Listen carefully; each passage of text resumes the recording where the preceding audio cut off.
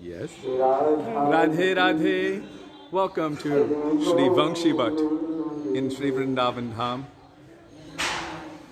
This is our first time starting our program in Vangshivat. I don't see anyone there. Oh, Hare Krishna. Is anyone there? Jai Jai Shri Radhe Sham. Haribol. No one's there yet, but it started. There you go. Nice. Okay. Okay. You want me to come around? Hare Krishna, Radhe Radhe, Dandavat Pranam. We're trying to use this gimbal thing. We don't know how to use it. So we're at Vangshivat. Welcome to Shri Vrindavan Dham. We are live at Vangshivat.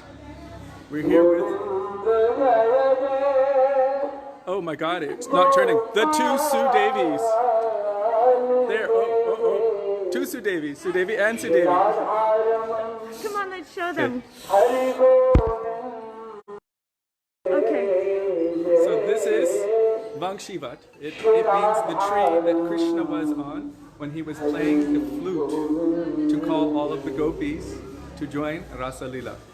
So tonight is the night. This is Sharad Purnima, the full moon of Sharad, the season now.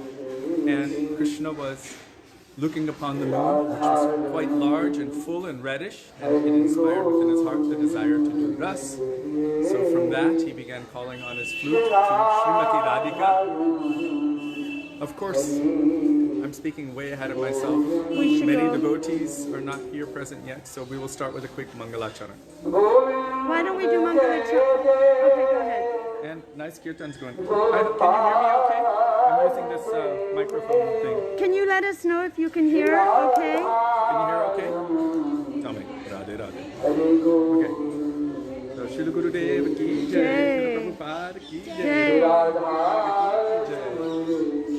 Patit Pavan Shri Nityananda Prabhu ki jai, Prem Purushottam Sachinandana Gaura Hari ki jai, Radharana Vihari ki jai, Radharana ki jai, Giriraj Maharaj ki jai, Harinam Sankirtan ki jai, Hare Krishna Mahamantra ki jai, Gaur Bhakta Vrinda ki jai, I'm not able to. Hari Hari Bol.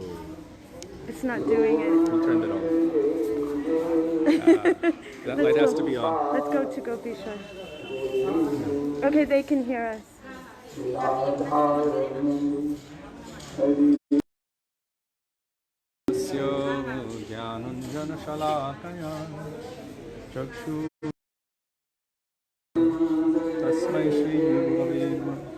Vandeham Shri Guru Padakamalam Shri Vaishnavamshta Shri Rupam Sagrajatam Sahagana Raghunathan Vitam Tam Sajivam Sadvaitam Savadvitam Parijana Sahitam Krishna Chaitanya Devam Shri Radha Krishna Padan Sahagana Lalita Shri Vishakam Vitamshta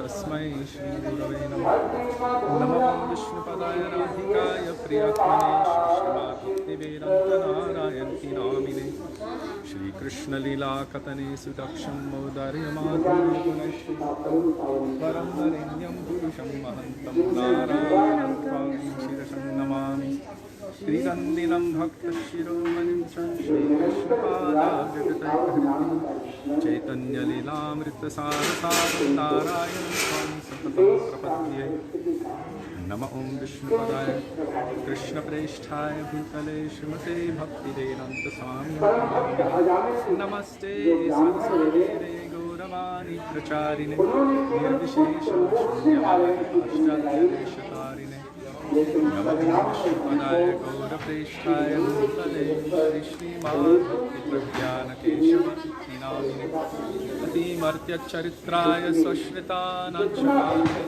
Jivati Sadarthaya Śrī Dāmodarāṣṭakam Nama Om Vishnupadaya Krishna Presthaya Śrīmate Bhakti Siddhanta Saraswati Namine Vancha Kalpatarubhyascha Kripa Sindhubhyo Vaishnavebhyo Namo Namaः Shri Krishna Chaitanya Prabhu Nityananda Shri Advaita Gadadhara Shivasari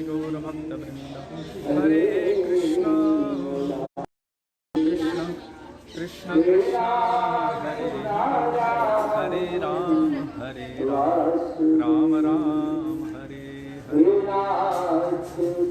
So we just did a short Mangalacharan, and we're going to have to make our whole journey a little bit quick because we want to get to Jamuna before it becomes dark.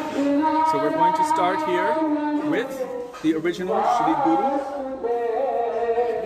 This is Mahadev in the form of a gopi, Gopishwar Mahadevi. And of course, when Krishna was desiring for, according to Shastra, when Krishna was desiring for meeting with or experiencing ras, two personalities appeared from his own form. From his left side manifested Srimati Radhika, from his right side manifested Gopishwar. So this is one explanation. And then also Gopishwar. We're going to speak more about Gopishwar later, but Gopishwar is very special because Gopishwar is the guardian of Vrindavan House. So we're here to get her blessings before. We have come to receive the blessings of Gopishwar because without the mercy of Gopishwar, according to Shastra, no one can enter into the Braj. So first we pray to Gopishwar Mahadev. Repeat after me. Vrindavana, Vrindavana, Vanipate, Vanipate, Jaya Soma Soma Mole, Jaya Soma Soma Mole, Sanaka Sanandana, Sanaka Sanandana, Sanatana, Sanatana, Naradetya, Naradetya, Gopishwara, Gopishwara, Brajavilasi, Rajavilasi, Yunangri Padme, Yunangri Padme, Prema Prayacha, Prayacha, Nirupadhi, Nirupati, Namo Namaste. Namo Namaste. So that verse is stating, O Gopishwar, that you are, the first one says you have the moon on your head. It's describing Lord Shiva. But Gopishwar is coming. They can't hear anything? They can, but not well. Okay. Gopishwar has come in the form of a gopi who has the capacity to grant us something very special. Prema, Prayacha, means praying to the lotus feet of Shri Radha and Krishna. So we have that opportunity by praying to Gopishwar. So we should not underestimate the value of taking shelter of this amazing, wonderful, and great personality, Gopishwar Mahadev Ki Jai. And we will speak more of the pastimes of Gopishwar later because today we're also observing the first day of Kartik. We want to bring you to Jamuna Ji. Param Gurudev's Disappearance Day Festival. So Śrīla Bhaktivedānta Kishori Mohan Prabhu. So this place, Vangshivat, Krishna was sitting in this tree, playing his flute, and he called all of the gopis to come. This is where Rasa Leela, the most famous pastime of Krishna and the gopis, took place. So we're starting from here because today is the day, the representation of that day, the full moon, Sharad, where Krishna himself called those gopis to come. Okay. We have a gopi chokidar. Okay, so now we're going to bring you. We're going to go from here to past Radha Which Gopinath, way are you going? and then past.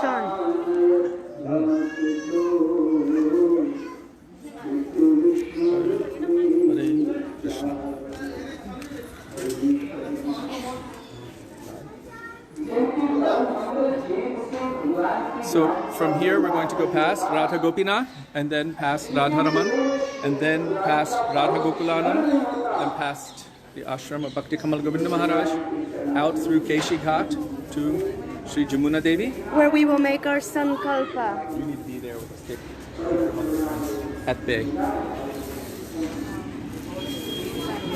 So this is the outside of the mandir.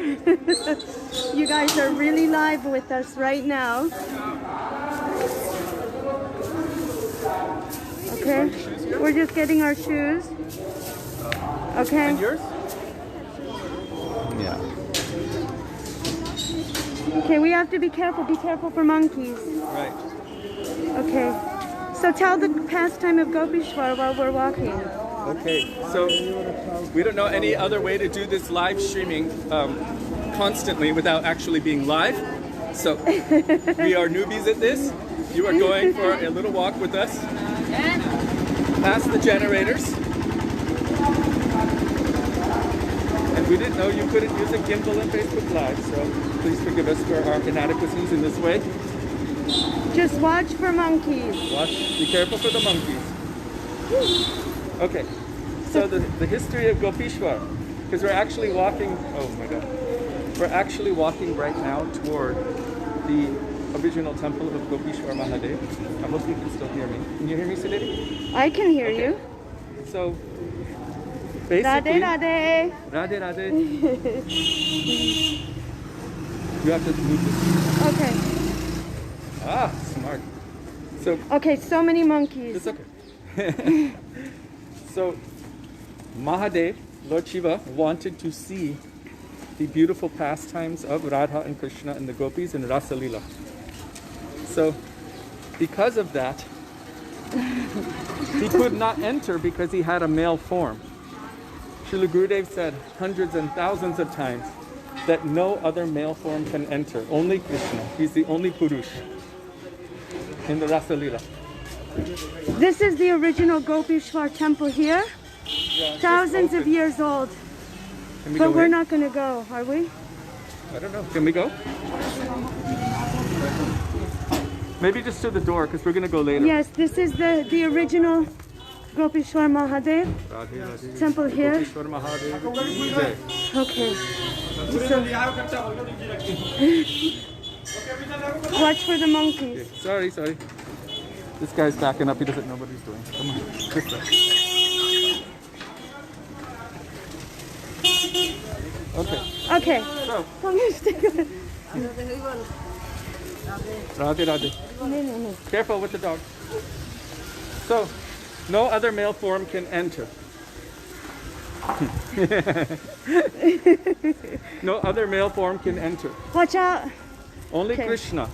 So Gopishwar, Mahadev wanted to see this Rasa Leela pastime, but he had a male form. So he went to his Guru Dev, his Guru, who is Purnamasi. Ah. I have to go in front.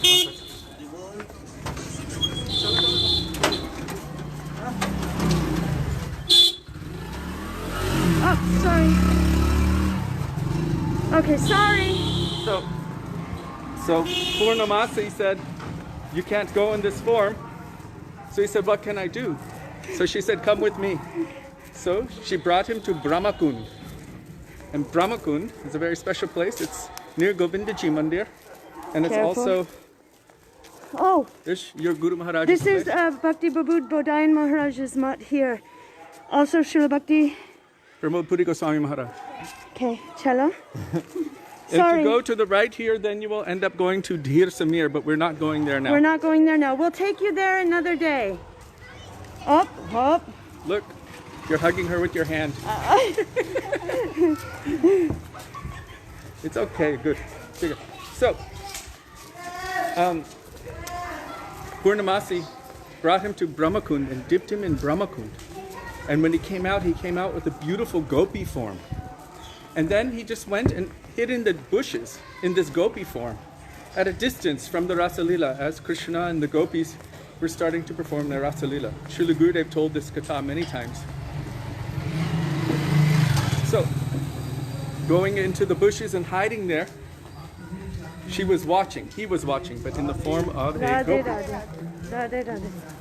And as if someone is looking through your bedroom window, but you don't know that they're there, but you feel a presence that shouldn't be there, it created a situation which we call ras abhas, an incompatible situation of rasas. So immediately, the gopis started feeling a little bit of hesitation.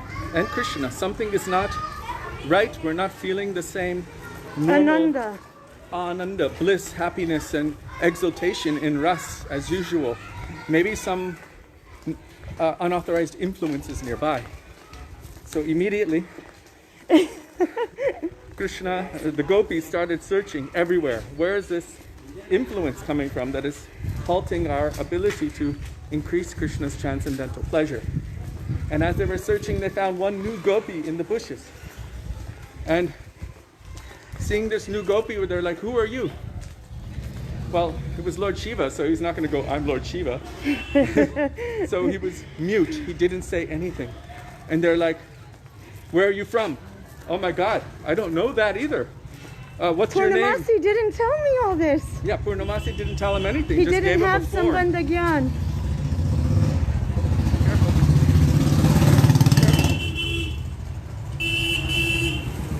Keep going, Kishore. So, who are you? Where are you from? Where's your village? Who's your husband? Who are your parents?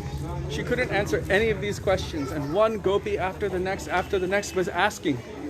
And she was completely mute and shocked. This way. Left. That these questions were being asked. And so they began thinking, is she deaf? Is she dumb? What's wrong with her? Maybe we need to wake her up a little bit. So Gurudev said each one was taking their turn, kind of smacking her a little bit. Wake up, wake up. What? Where are you from? What's your name? And finally her cheeks were becoming big and swollen and red, Gurudev would say. And then she began crying out for mercy. Purnamasi, help me! Purnamasi, help me, help me. Immediately Purnamasi appeared. And Purnamasi told the gopis, this is my devotee. Actually, this is Mahadev. And he wanted to witness these pastimes, so I gave him this form. Please be merciful. That's right. Oh my God, wedding. Hare Krishna. You're getting a real taste of Vrindavan. Yeah, this is the real taste. Wedding coming up. So, wedding parties. Keep going, Kishore. So, I don't know how long this is here.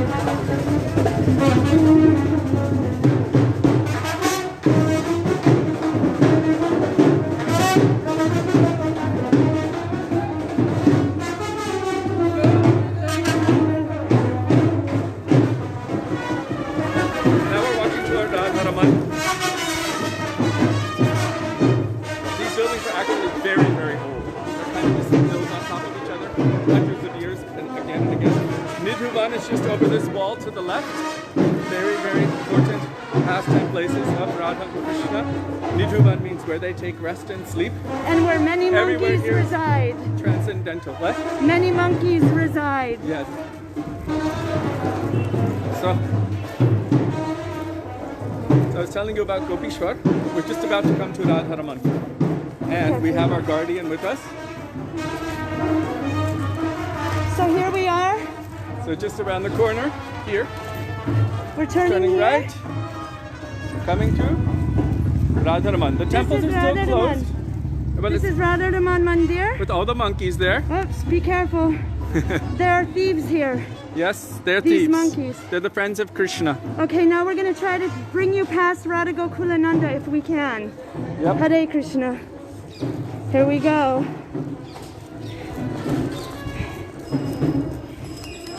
Haribol, Haribol. Radhe, Radhe. Well, we did meet Sudevi, didn't we? Radhe Shah. Bhaktivedānta Gosvāmī Samadhi. So this is the appearance place of Radharamanji. Radharamanji appeared right in here at this place. That little altar there. It's where Radharamanji appeared. It's where Radharaman appeared. I have the microphone, so you have to talk toward me. And then there's Gopalbhatta Goswami Samadhi, but there's a lot of monkeys. Yeah. So we're gonna, if you can see, there's too many. Okay, chalo. Okay, so keep telling me about Gopishwar. It's a jungle. It's a jungle. There's nobody here. Okay. Oh, dogs chasing pigs.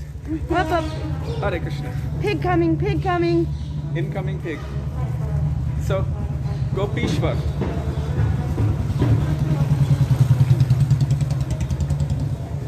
They gave Gopishwar a position, a blessing, that you can protect all of the dham, that no unauthorized person should enter here. So Gopishwar was given that position, that special service by Krishna and the gopis to always protect the dham. And so on all different corners of Braj Mandal, you will find that there's a form of Mahadev, Lord Shiva, in different forms. It's close. Yes. So this is Radha Gokulananda Mandir, This is the samadhi. main entrance. Tell who the samadhi is there. Samadhi of Narottam Das Thakur, Lokanath Gosvāmī, Vishwanath Chakravarti Vishwanath Thakur. Chakravarti Thakur, and so many. So many.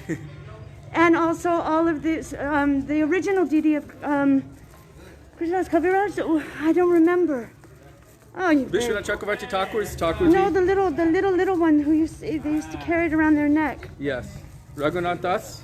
I don't remember. Anyway, we'll have to Now we're brush up. cutting left, going toward Bhakti Kama Govinda Mahārāja's temple. And then we'll cut right toward Jamuna. So, We're going to go to Jamuna for Sankalpa.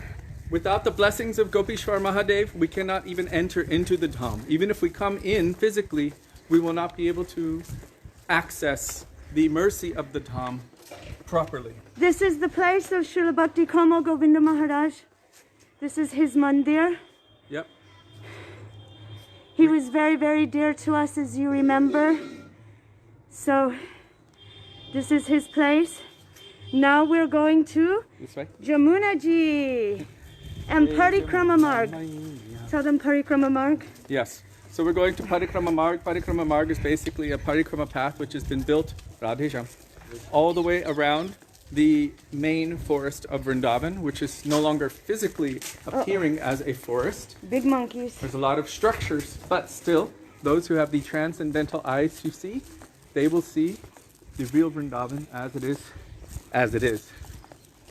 Radhe Sham, Radhe Radhe, Radhe Radhe, Radhe Radhe. And we wanted to take you to this beautiful view overlooking Keshi Ghat. We didn't know this place. You haven't been here? No. Oh, welcome, first time. Just watch the monkeys first. We want to get you there before the sun sets. But we want to give you this beautiful view of Jamuna Ji. It's a beautiful place to come and meditate and chant.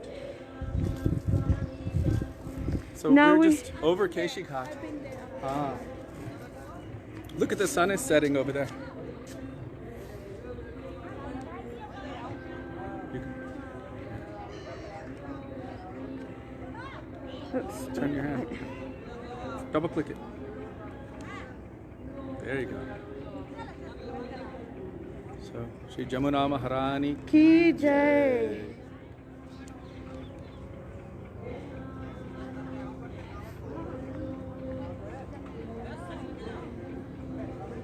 This is Jamuna Ji.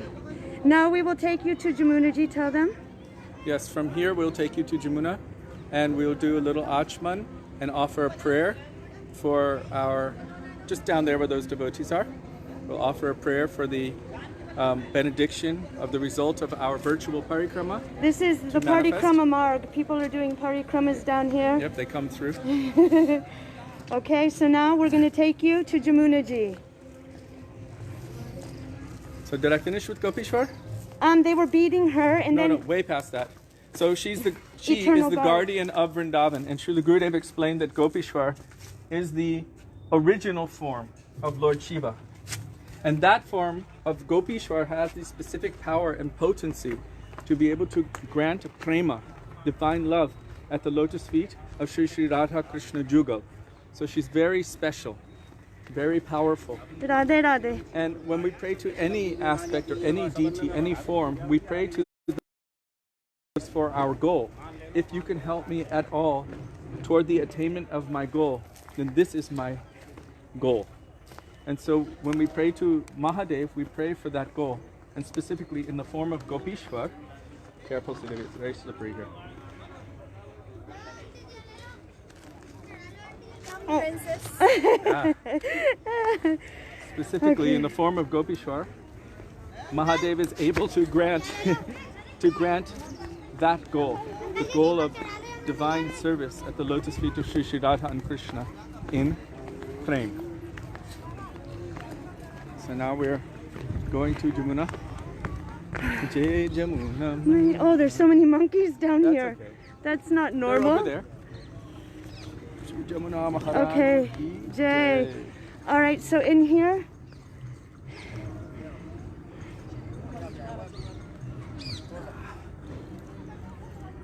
So I'm going to hold it. okay, and I'll get everything. No. Bas. Radhe Radhe. Abhi nahi.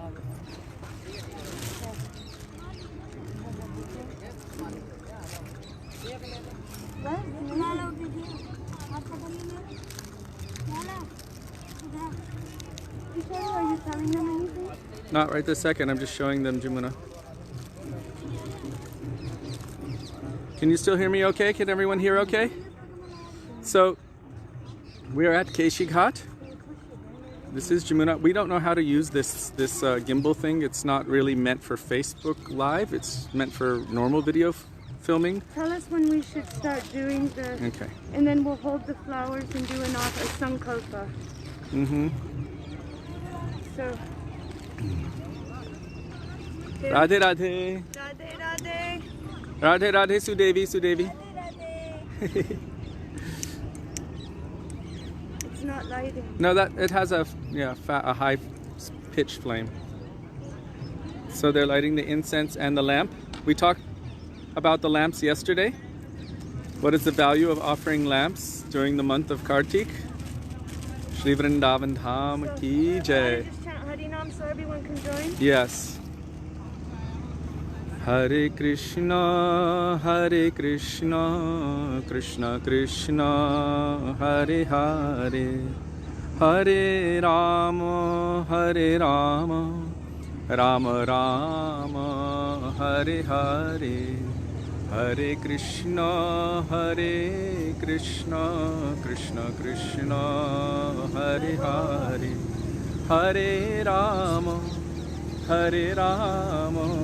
Rama Rama, Hare Hare, Hare Krishna, Krishna Krishna, Hare Hare, Hare Rama, Rama Rama, Hare Hare, Hare Krishna, Krishna Krishna, Hare Hare.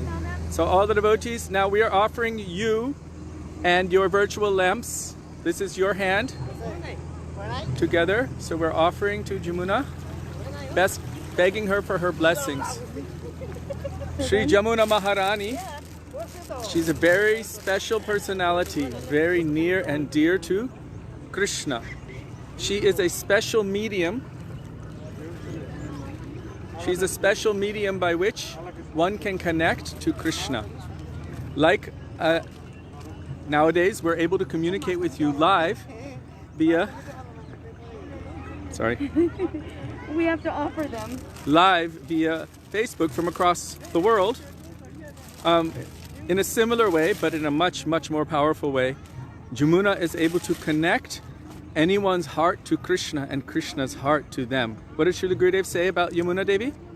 Well, Gurudev said that when Krishna went to Mathura and he killed Kamsa, after he always killed a demon, it was always in Braj.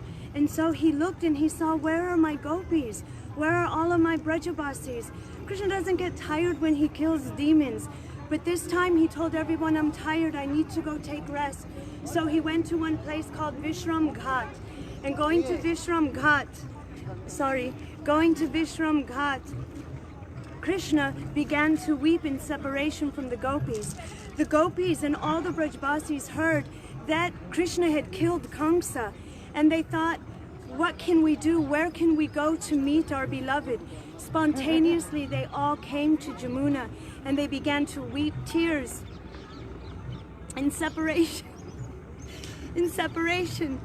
So Jamuna was flowing this way toward Mathura, and Gurudev actually said that those tears mingled together. Wow. And that was a meeting place. So actually, Gurudev said that throughout all of Braj Mandal you will find Jamunaji. And Jamunaji is carrying our prayers.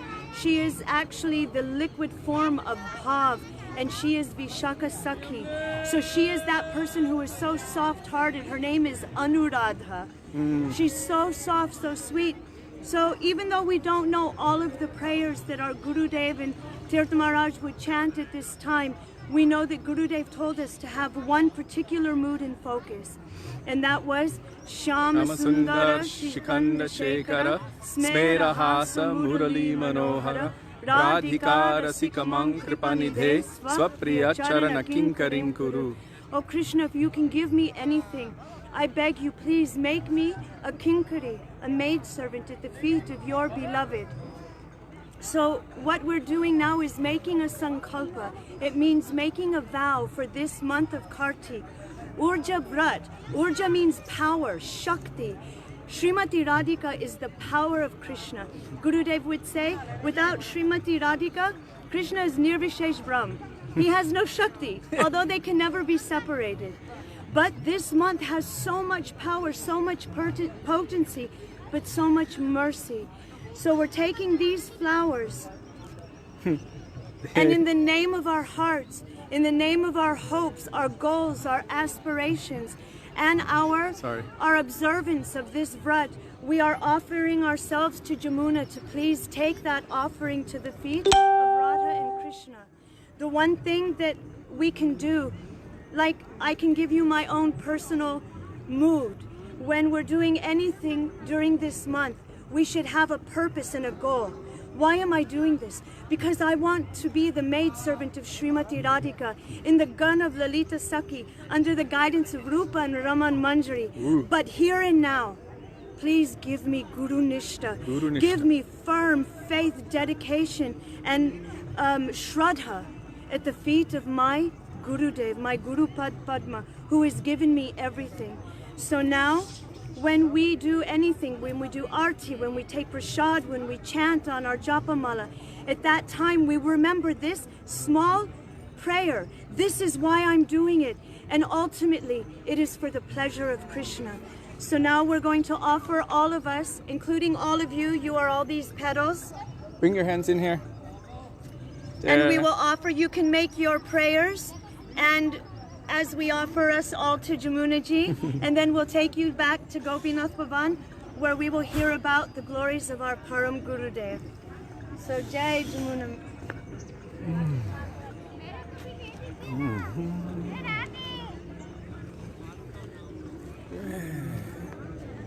Jamuna Maharani ki Jai.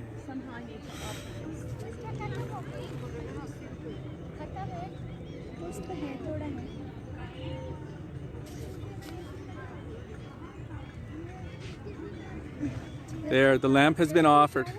Oh no, it's finished. Do you have even one petal? One? Maybe one petal I have. One is enough. Something Ah, like dekho! Look at Krishna was satisfied with one sliver of spinach, and all she needs is 2 petals, and there she has. Everything is good. Jai Jamuna Maharani ki Jai. Do you want? No, this one. Oh, you have it. Okay, she took one. Okay. There. So, whoever asked when are you offering lamps? Just now she's offering another lamp. So, Śrī Jamuna Maharani ki Jai. Radhe Radhe. Okay, so now we are on our way back to Gopinath Bhavan.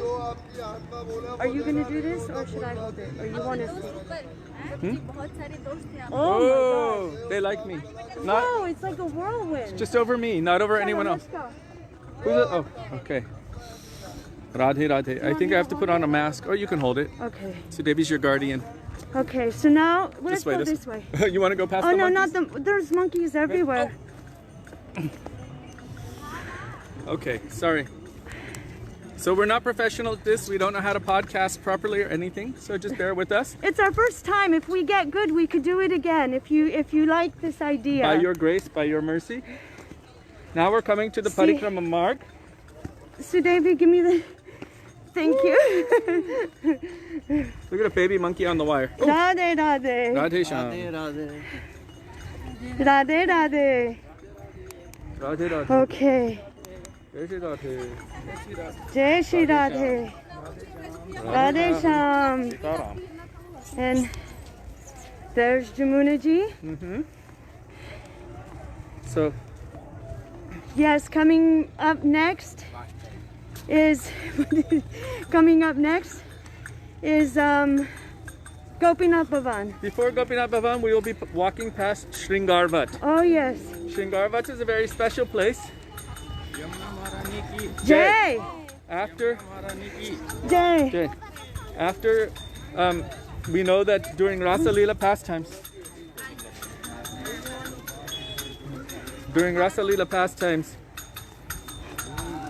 Srimati Radhika noticed that Krishna was giving equal preference to all of the gopis. So in order to increase Krishna's transcendental pleasure, she exhibits a state of prem, a very high stage of prem, known as man. Prem, sneha, man, pranaya, rag, anurag, bhav, mahabhav. So exhibiting this stage of man, it appears like jealous anger. Why am I saying appears? Because it's all part of transcendental prem. It has nothing to do with jealous anger of this material world.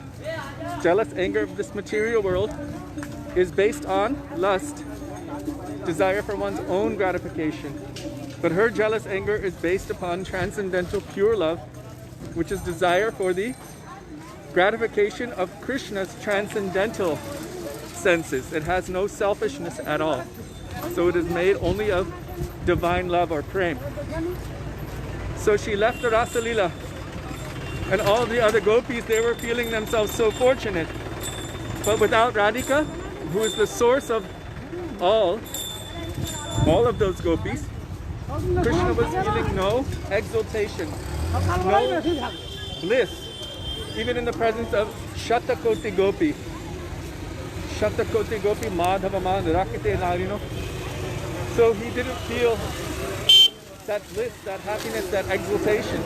So he left millions of them and he went searching for her. Once he found her, then he wanted to appease her. So how does one appease a jealous beloved? He took her to a solitary place. And that solitary place is known as Shringarvat. It is called Shringarvat because Shringar means to decorate. So he was decorating Srimati Radhika with all kinds of beautiful ornaments of love and affection, especially decorating her hair and brushing her hair and putting flowers in her hair. So because he's brushing her hair, another Sanskrit word for hair is kesh.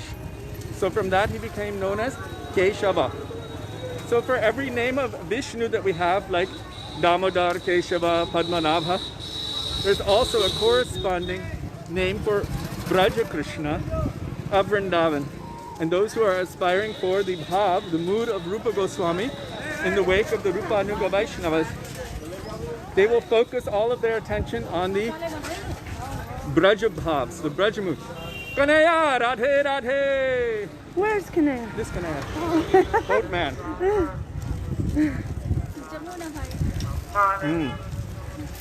So Vangshivat's just through there. It's also known as Nityanandavat. Should we take them really quick? Really quick, just to the... I mean, we're right here. Yeah, why not? We're taking you. We're taking you. Virtual parikrama. I'm so excited for you. Radhe, Radhe. So, watch the monkeys. Vat means tree, like a banyan tree. And Shringar means decoration, as I told you. So, Radhe. So Krishna was decorating Srimati Radhika in this place before, when it was all just forest. And pacify Nityananda Prabhu, where he would come and also remember these beautiful pastimes and share that with the devotees. So beautiful kirtans would take place here in the Can I turn association. it off so it's not moving? What do you want? I want it to go up. Oh, here, 1 second. Oh, it's going. No, it's way too slow. 1 second. You're back. You're back. Okay, Jai. Sorry about that. We took you into the underneath, and then we lost connection. We're here. Forgive us. I don't even know how long it wasn't connected. No, for. it just stopped. Okay. So Nityananda Prabhu would also do kirtan there and reminisce about the pastimes of Krishna from that place. So it's also known as Nityananda Bhat. Very special transcendental. Everywhere in Vrindavan is an amazing transcendental location. So really, all of this area is Seva Kunj. It's all like Bankshi Bhat. Millions and millions of gopis were present. So you can imagine how large the area was for all of them to be performing rasa dance. And now we're walking down the Parikrama Marg toward Gopinath Bhavan. Gopinath Bhavan is a code name. The real name of the place is Shri Rupa Manjari Kunj. That is the kunja, or the personal. Gurudev planted these 2 trees, by the way. And also the current one in Imlitala, the current tamarind tree, he also planted that. Big flood came once and took away the older tree, and they rescued one branch of that older tree. And saving that one branch, then they had Gurudev planted. So the tree in Imlitala is replanted with Gurudev's hand. Imlitala is the place where, when Krishna was feeling separation from Srimati Radhika, it's just next to Gopinath Bhavan. When Krishna was feeling separation from her, he went to that place and completely and deeply absorbed in meditation on Srimati Radhika, his form became golden, being embraced.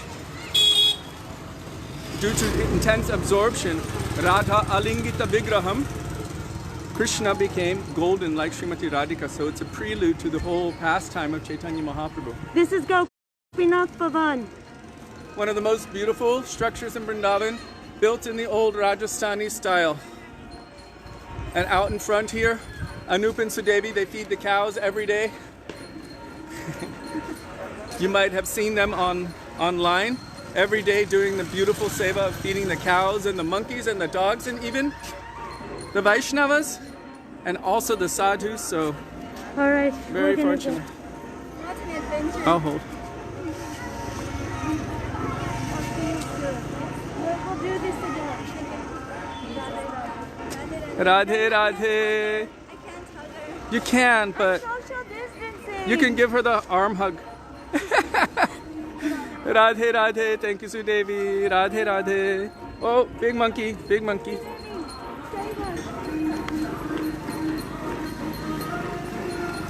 Hare Krishna. Radhe Radhe.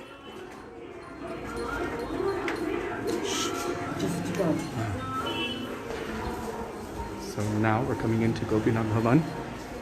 Shri Radha Gopinath. I'm paying my dandavat for now. 1 second.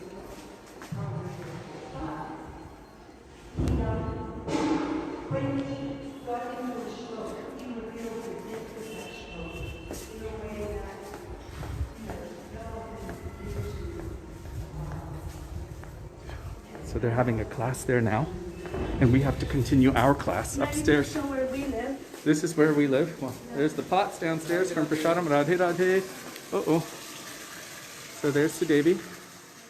And if you go up, we're up on the top floor there, the 3rd floor. See where the lights are? That's where we stay. And Sudevi's just now going upstairs. So this is inside of Gopinath Bhavan. It's also still being worked on. There she is. Radhe Radhe Sudevi. Radhe Radhe. So I better go. We don't know how to pause and continue, so you just have to bear with us. Okay, you get to walk the stairs with us in the dark. Oops. Hare Krishna. Jai Gurudev. Hare Krishna. Hare Krishna.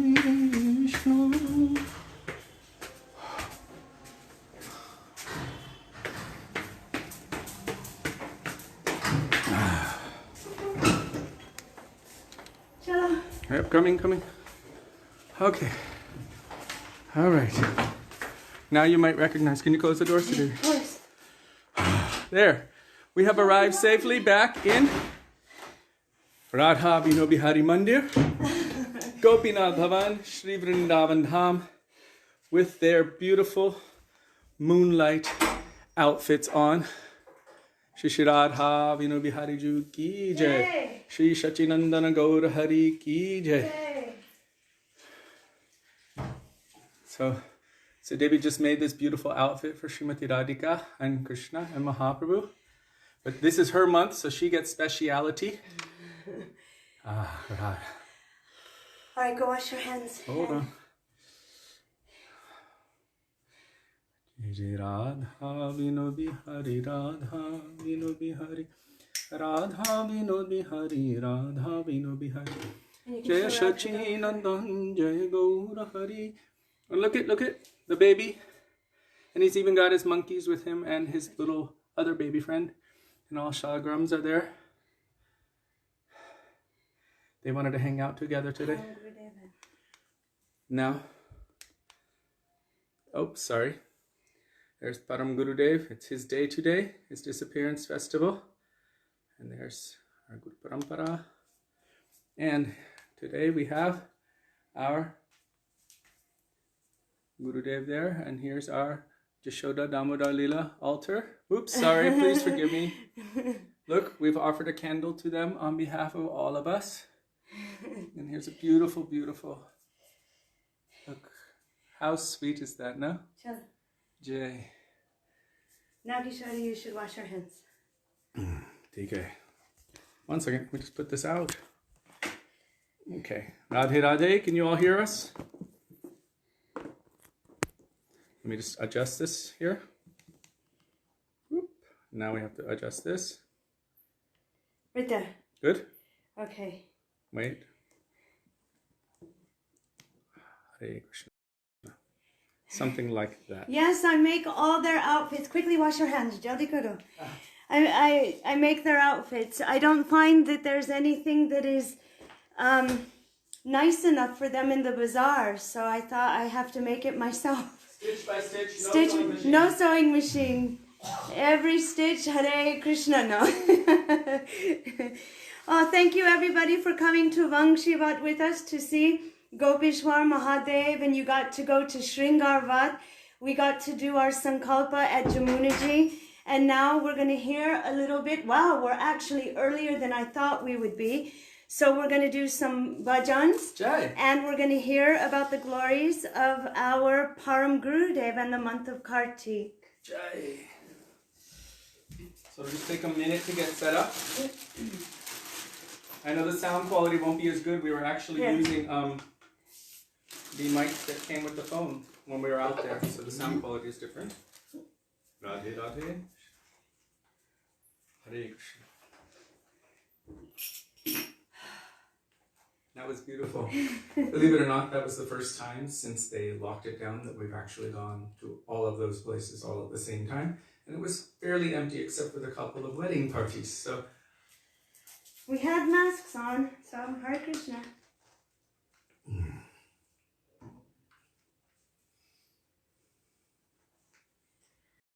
Oh, I can turn off the, it'll connect, right, to the house? It should, but we should start. Okay. Okay. 5, 4. So, Agyana, and then, because you already did something there. So we don't have as much time for bhajans as usual, so we'll definitely do Guru Bhajan.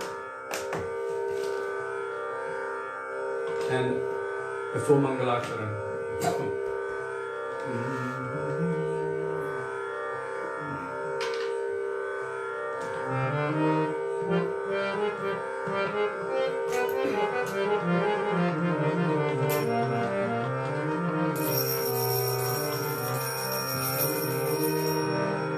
Vandeham Shri Guru Śrī Dāmodarāṣṭakam Śrī Guru Vaishnava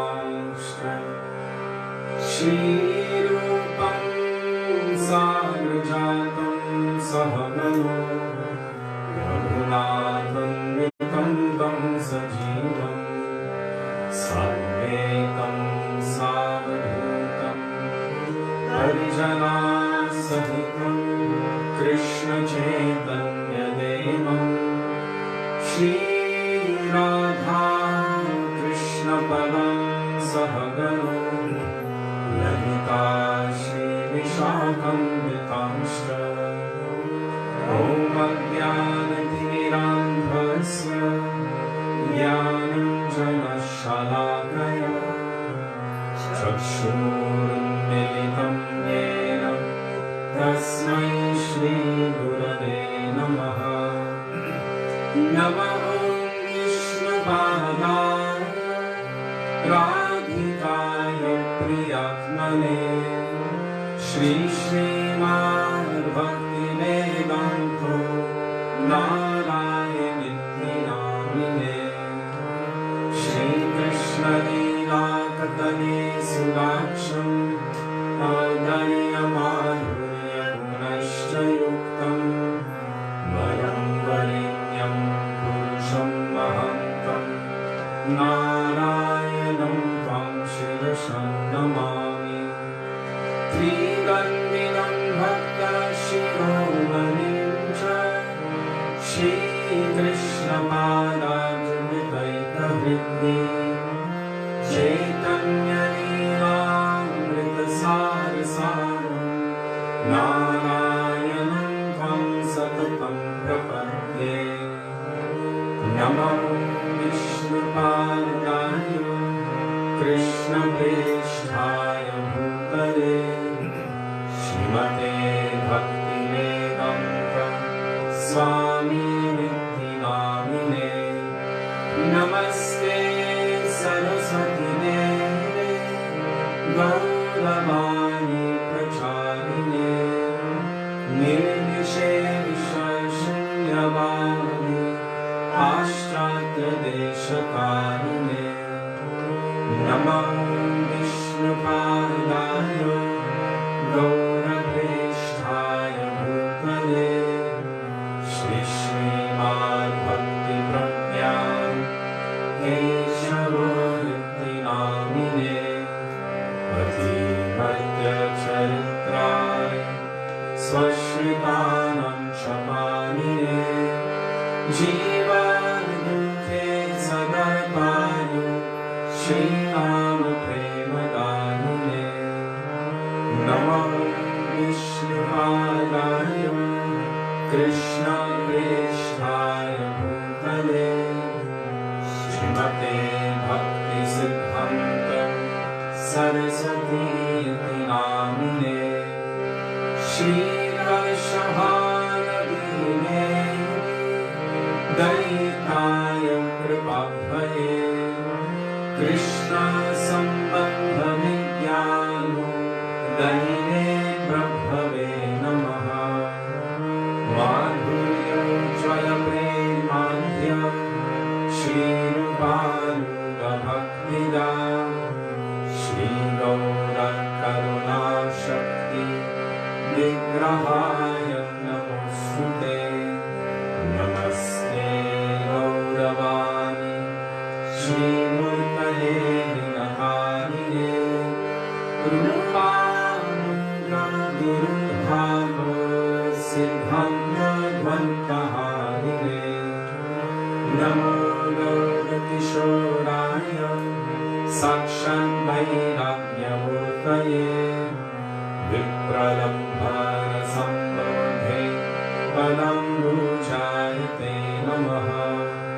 नमो भक्तिविनोदाय सच्चिदानन्दनामिने गौराशक्तिस्वरूपाय रूपानुगतरायते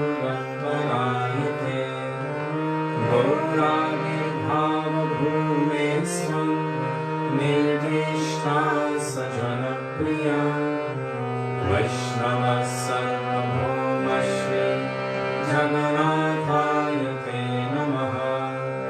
वंशाकल्पतरुभ्यश्च कृपासिन्धुभ्य एव च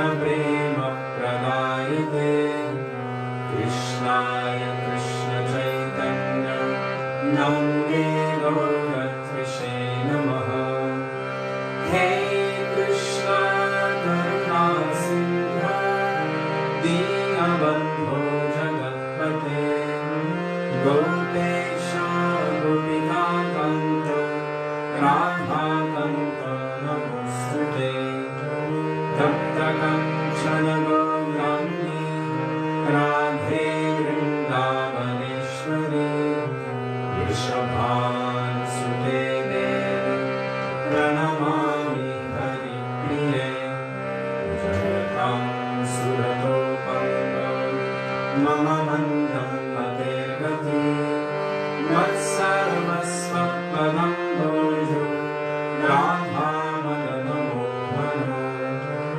Nityam Vrindaranya Kalpadrumada Śrīmad Ratnagara Simhasanastho Shri Shri Radha Śrīla Govinda Deva Krishnadibhi Sevyamano Smarani Śrīmad Rasanasarambhi Vaṅśhivattattatastitaha Karshande Gosvāmī Gopi Gopinatha Shriyesunaha Vrindaye Tulasidevyai Priyaye Keshavasya Cha Krishna Bhakti Prade Satyabhaktay Namo Namaha Panchatattvatmakam Krishnam Bhaktarupasvarupakam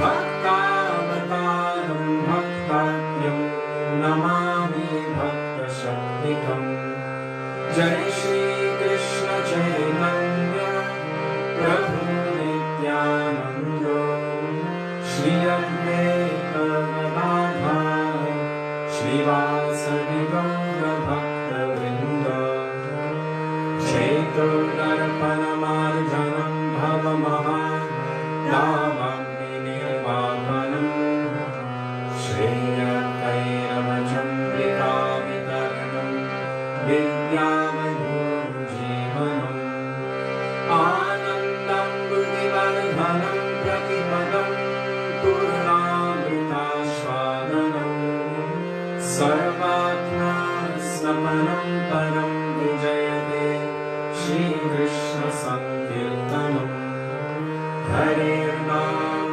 Harer Nam Harer Nameva Kevalam Kalo Naskeva Naskeva Naskeva Gatiranyatha Hare Krishna Krishna Krishna Hare Hare Hare Rama Rama Rama Hare Hare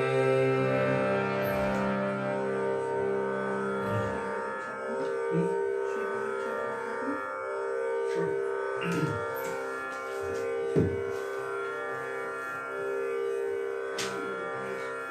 Shri Guru Charana Padma, page 28. It's right there. If you just reach at the edge, there.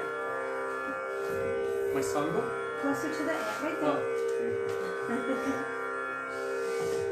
Page 28, Shri Guru Charana Padma. And if you don't have a songbook, very fortunately for us, Jiva Pava, can you turn that down just so I don't have to scream? There you go.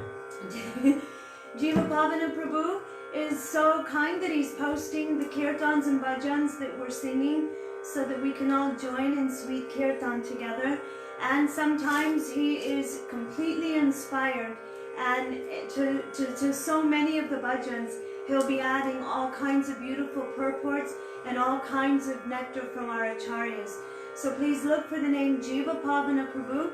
He'll have the bhajans, usually it says lyrics in capitals, and if you miss the page number, Lavangalata Didi is always there to add that as well. So thank you. Dandavat Pranam, all Vaishnavas. Hare Krishna.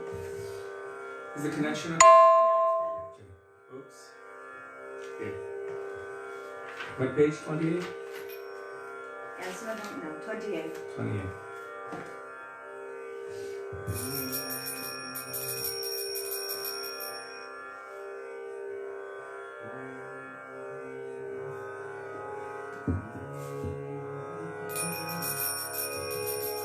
Shri Guru Charana Padma Kevala Bhakati Sadama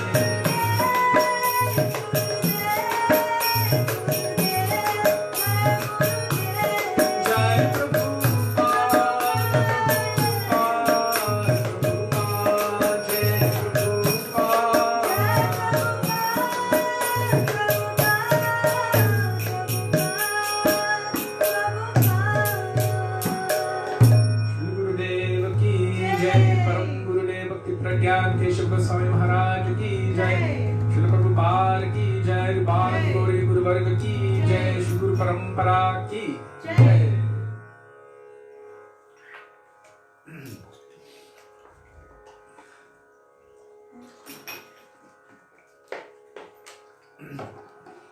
Took the wind out of me a little bit. So it can't be before. Yes, so because we spent some time outside with the Dham and the Dhamvasis, we don't have much time for bhajans. However, there are some bhajans which we must sing, and we've just sung for Gurudev and Guru Parampara, and all Vaishnavas are also, pure Vaishnavas are also Shri Guru Shiksha Guru. So Shri Guru Charana Padma really encapsulates that full gamut, including Shri Nityananda Prabhu. Chaitanya Mahaprabhu is non-different from Shri Shri Radha and Krishna. But I would like to do one Nitai Gaur Bhajan. Gauranga Bolite Have, Pulaka Sharir, page 86 in the songbook. Bhanumati Didi, I see you just joined us, and I just wanted to let you know that yesterday Kishori Mohan Prabhu answered the 108 question. So you'll have to go back and watch that if you want the most intimate answer. All 108 answers to your 108 questions. So it's there, just so you know. We were looking for you, but... Okay, so page 86, Gauranga Balite Have, Pulaka Sharir.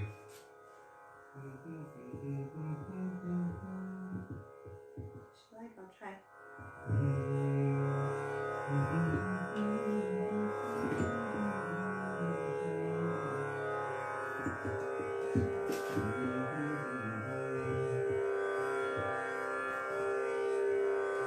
Shri Krishna Chaitanya Prabhu Nityananda Shri Krishna Chaitanya Prabhu Nityananda Shri Advaita Gadadhar Srivasadi Gaur Bhakta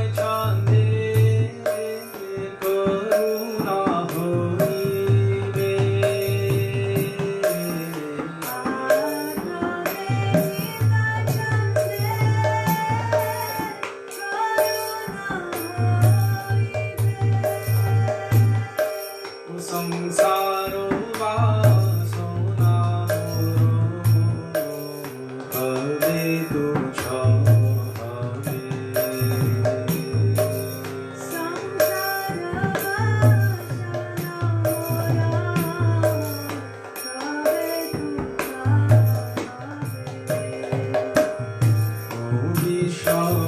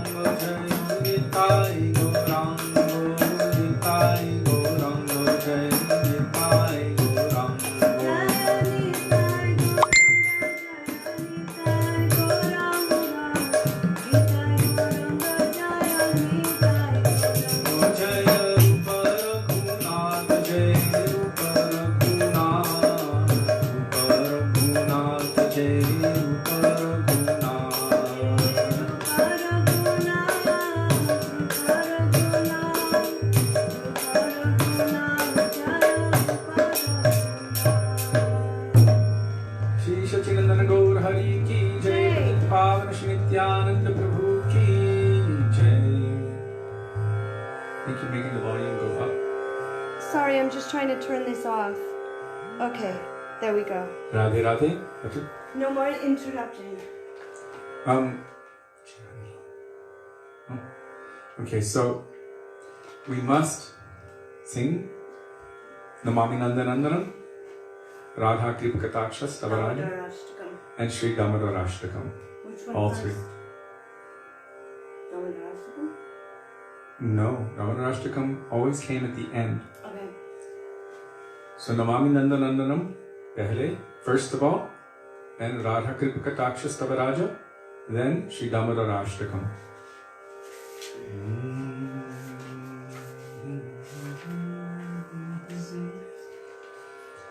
And that starts with Sucharu Vaktra Mandalam,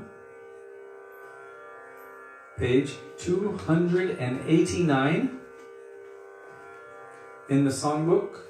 And if you don't have the songbook, then we have Jiva Pavana Prabhu, who posts the bhajans in the comment section of the thread. And then maybe you can post both back to back, 289, and then the other one is page 285, Munindra Vrinda Vandite. So we'll jump from one to the next and we will sing them all together. And with Namami Nandanandanam, we won't do an extra line of Namami Nandanandanam in between. We will start with Namami I think Nandanandanam. because today's the first day, we should. Really? I do. Okay, it'll go a little bit extended. We hope you don't mind. It's the first day.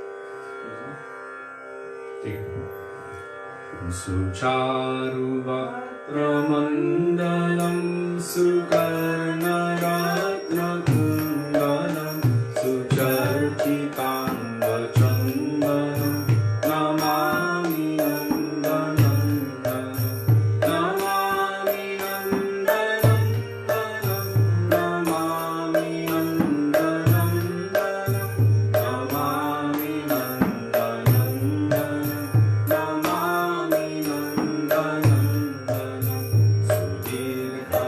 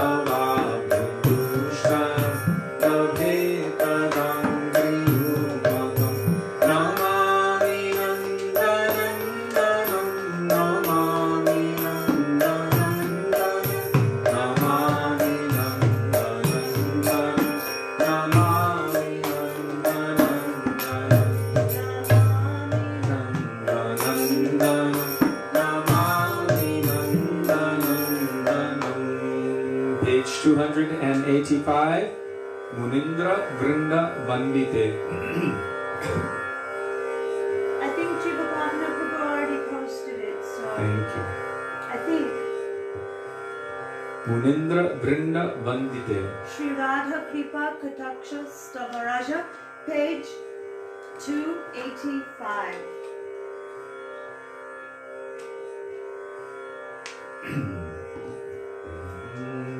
And just so you're prepared, after that, Dāmodarāṣṭakam. Munindra Vrinda Vandite Triloka Shoka Harini Prasanna Vatra Pankaje Nikunja Bhuvilasini Rajendra Bhanu Nandini Rajendra Sunu Sangati Kadakarishyasi Hamam Kripakataksha Bhajana Ashoka Vriksha Vallari Pitana Mandapastite Pravalla Valla Pallava Prabharunam Grikomale Parabhaya Suratari Prabhuta Sampadaye Kadakarishyasi Hama Kripakataksha Bhajana Anangarangamangalam Prasangabhangura Dhruvam Savibhramam Sasambramam Trigantavarabhadani Nirantaram Vashikrita Pratipinandanandani Kadakarishyasi Hama Kataksha Bhajana Karit Suvarna Champaka Pradipta Gora Vigrahe Dukha Prabhaparashtakoti Sharadendu Mangale Vichitra Chitra Sanchara Chakora Shalojane Kadakarishyasi Hama Kripakataksha Bhajana Padummadati Yomane Pramodamanamandite Priyanuragaranjite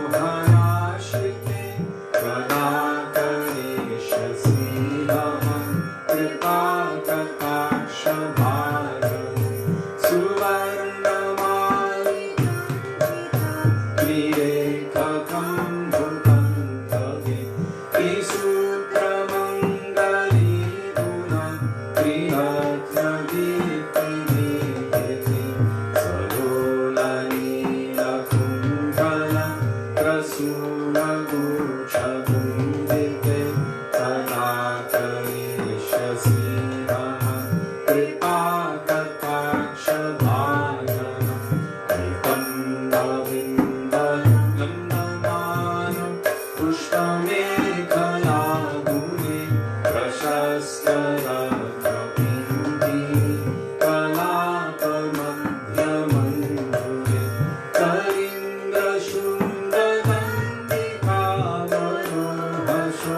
करीन्द्रशृङ्गदण्डिकावरोहशोभगोर्गे ददातरीश सिंहमां कृपाकटाक्षभागम्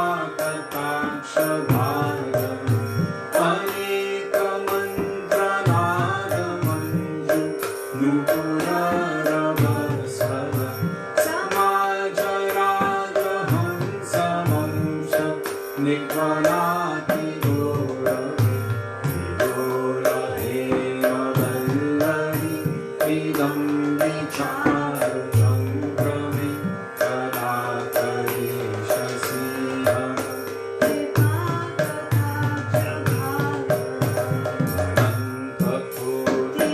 Vishnulok नम्रपद्मजार्चिते हिमाद्रिजापुरोमजा गिरिं च चामरप्रदे कपालसिद्धिरिद्धिदीह सत्पदाम्बुलीनके कदाकरीशसिंहमं कृपाकटाक्षभागम् महेश्वरी प्रियेश्वरी स्वदेश्वरी सुरेश्वरी त्रिवेदभारतीश्वरी प्रमाणशासनेश्वरी प्रमेश्वरी शमेश्वरी प्रमोदकाननेश्वरी प्रदेश्वरी रजाधिके श्रीराधिके नमोऽस्तुते इति मम अद्भुतं स्तवं निशम्य भानुनन्दिनी करोतु सम्पतं जनं कृपाकटाक्षभाजनं भवेत् तदैव सञ्चिता त्रिरूपकर्मनाशनं भवेत् तदा ब्रजेन्द्रसूनु मण्डलप्रवेशनं तदा करिष्यसि मम कृपाकटाक्षभाजनम्।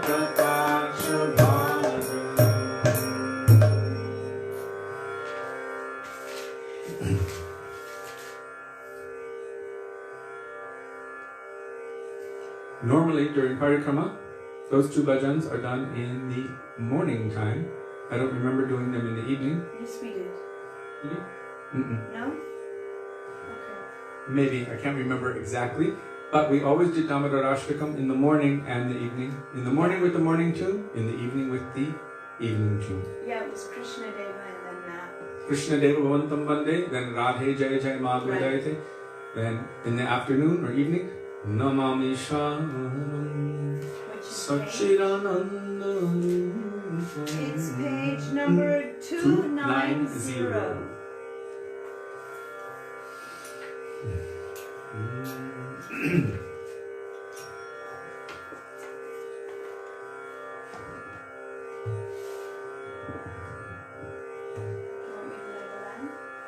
We have a lamp. Okay. The lamp is lit. We don't really have it so it can be seen. Can I just move it? Oh, it doesn't do that. It Okay. just stays on course. Here. You can use that thing. There we go. Wait, I want Thakurji in it. It's close to the edge there. It's going to fall off the box. Oh, geez. Sorry. No, the whole thing. You have to move the whole thing. There you go. Okay.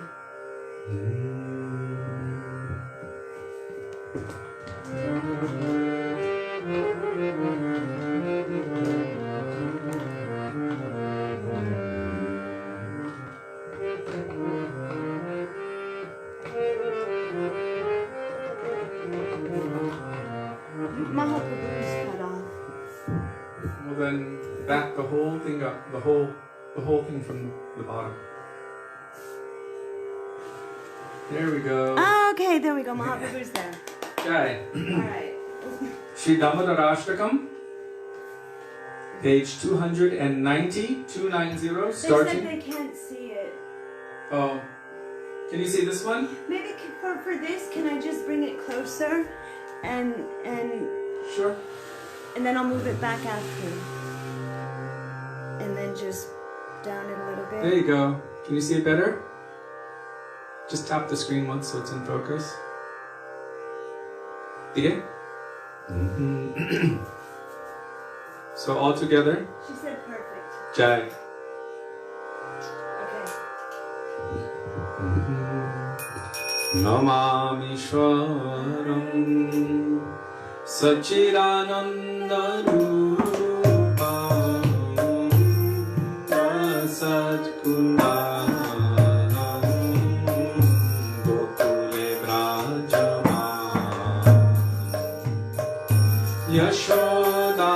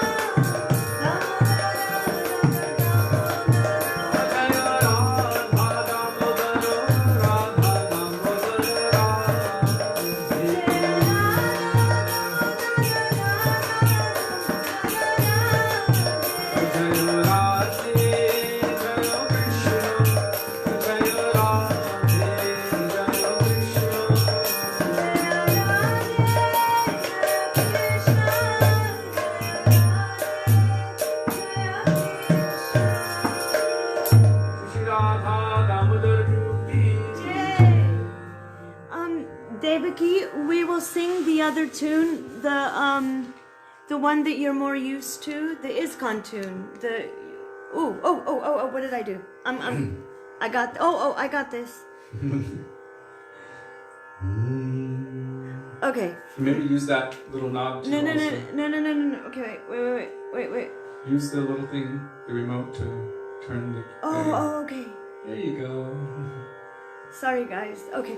Yeah, we can do the other tune tomorrow even. We'll switch off.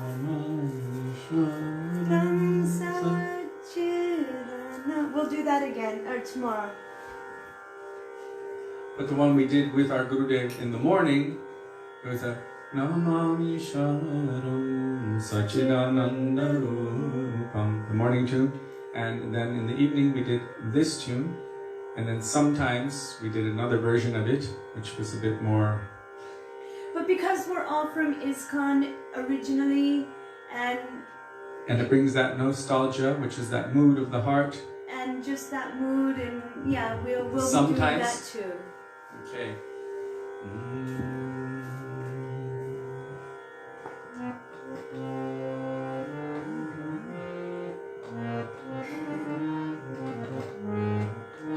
By the way, when I say we're all from ISKCON, it means from this Guru Parampara. Our Gurudev made it very clear that the head of ISKCON actually is Brahma Madhya Gaudiya Sampradaya, under the line of Rupa and Raghunath, and also our Srila Bhakti Vinod Thakur, Bhakti Siddhanta Saraswati Thakur. So also we are ISKCON, he would say. So International Society, including the Universal Society for all time of Krishna consciousness. So when I say that, I mean it with all love and affection. that Srila Prabhupada is creating a place where we all live in and have always lived in. We just have a name for it now, and it's called ISKCON.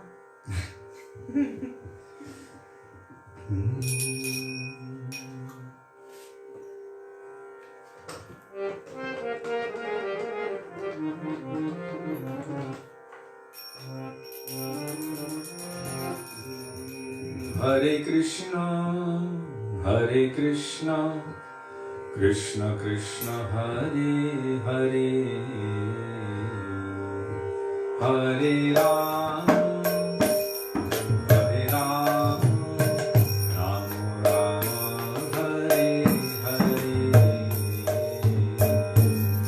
Hare Krishna, Krishna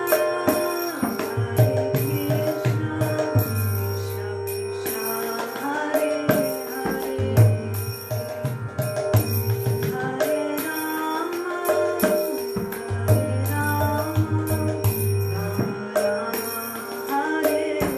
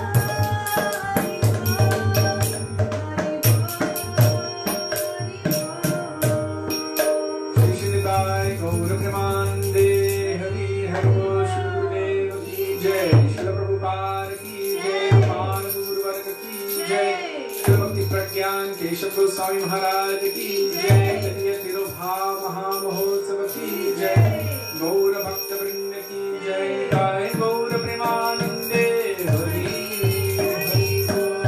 Shri Kartik Vrat ki jai, Shri Kartik Mahamahotsav ki jai, Shri Urja Vrat ki jai, Dāmodara Vrat ki jai, Niyam Seva ki jai, Urjeshwari Raseshwari Vrishabhanandini Śrīmati Radha Thakurani ki jai, Gaura Premanande Radha Damodar ki Yay! And last month of Chaturmasya. Oh yes, and last month, final month of Chaturmasya Vrat ki jai. Maybe tomorrow we could bring them to next door. Imlitala. Imlitala and speak about it a little. Oh, I was hoping to speak about it today, but maybe not. Well, you speak about it today and then they'll know how to go there tomorrow. We're thinking about bringing you somewhere tomorrow. How about that?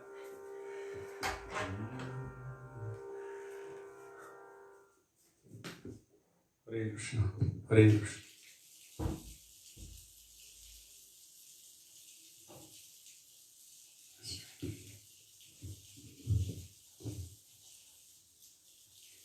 Gurave Gaurachandraya Radhikaya Tadale Krishnaya Krishna Bhaktaya Tadbhaktaya Namo Namaha Ajnanatirandhasya Jnana Shalakaya Chakshurun Militam Yena Tasmai Shri Gurave Namaha Nama Om Vishnu Padaya Radhikaya Priyatmane Shri Śrīmad Bhaktivedānta Nārāyaṇa Namine Nama Om Vishnu Padaya Krishna Preshthaya Bhutale Śrīmate Bhaktivedānta Swāminiti Namine Nama Om Vishnu Padaya Gaura Preshthaya Bhutale Shri Śrīmad Bhakti Pragyana Keshava Iti Namine Ati Martya Charitraya Svashritanam Chapaline Jivaduke Sadartaya Shri Nama Premadayine Nama Om Vishnu Padaya Krishna Preshthaya Bhutale Shri Śrīmad Bhakti Siddhanta Saraswati Iti Namine Vancha Kalpatarubhyascha Kripa Sindhubhya Evacha Patitanam Pavanebhyo Vaishnavebhyo Namo Namaha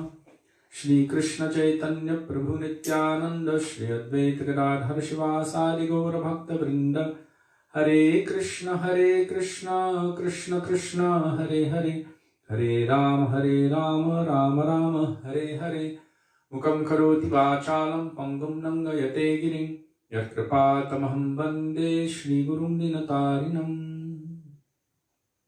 First of all, I offer my Dandava Pranam thousands of times in the dust of the lotus feet of our beloved Gurudev, Nitya Lila Pravishta Om Vishnupad, Ashtotara Satya Shri Śrīmad, Śrīla Bhaktivedānta Nārāyaṇa Gosvāmī Mahārāja.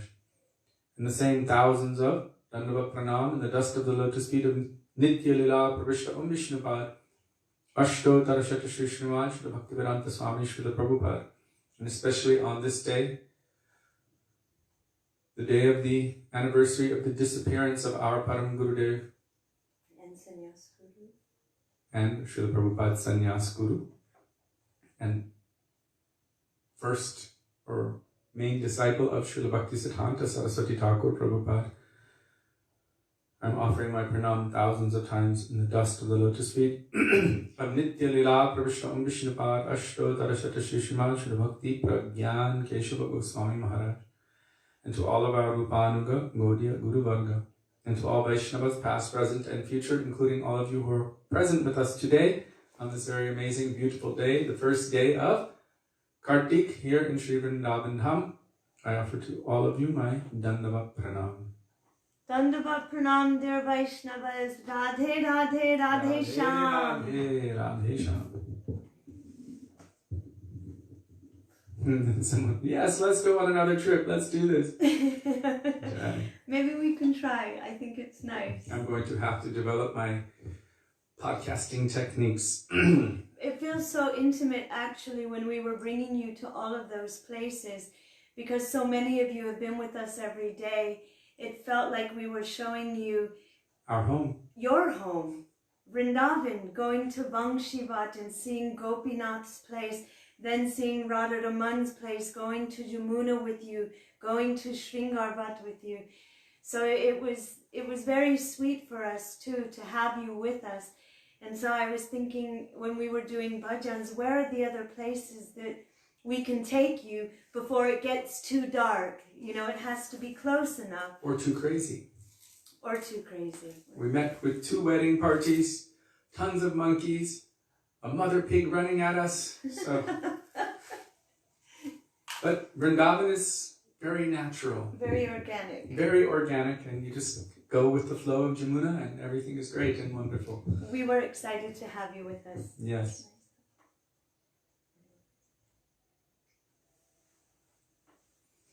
When Go ahead.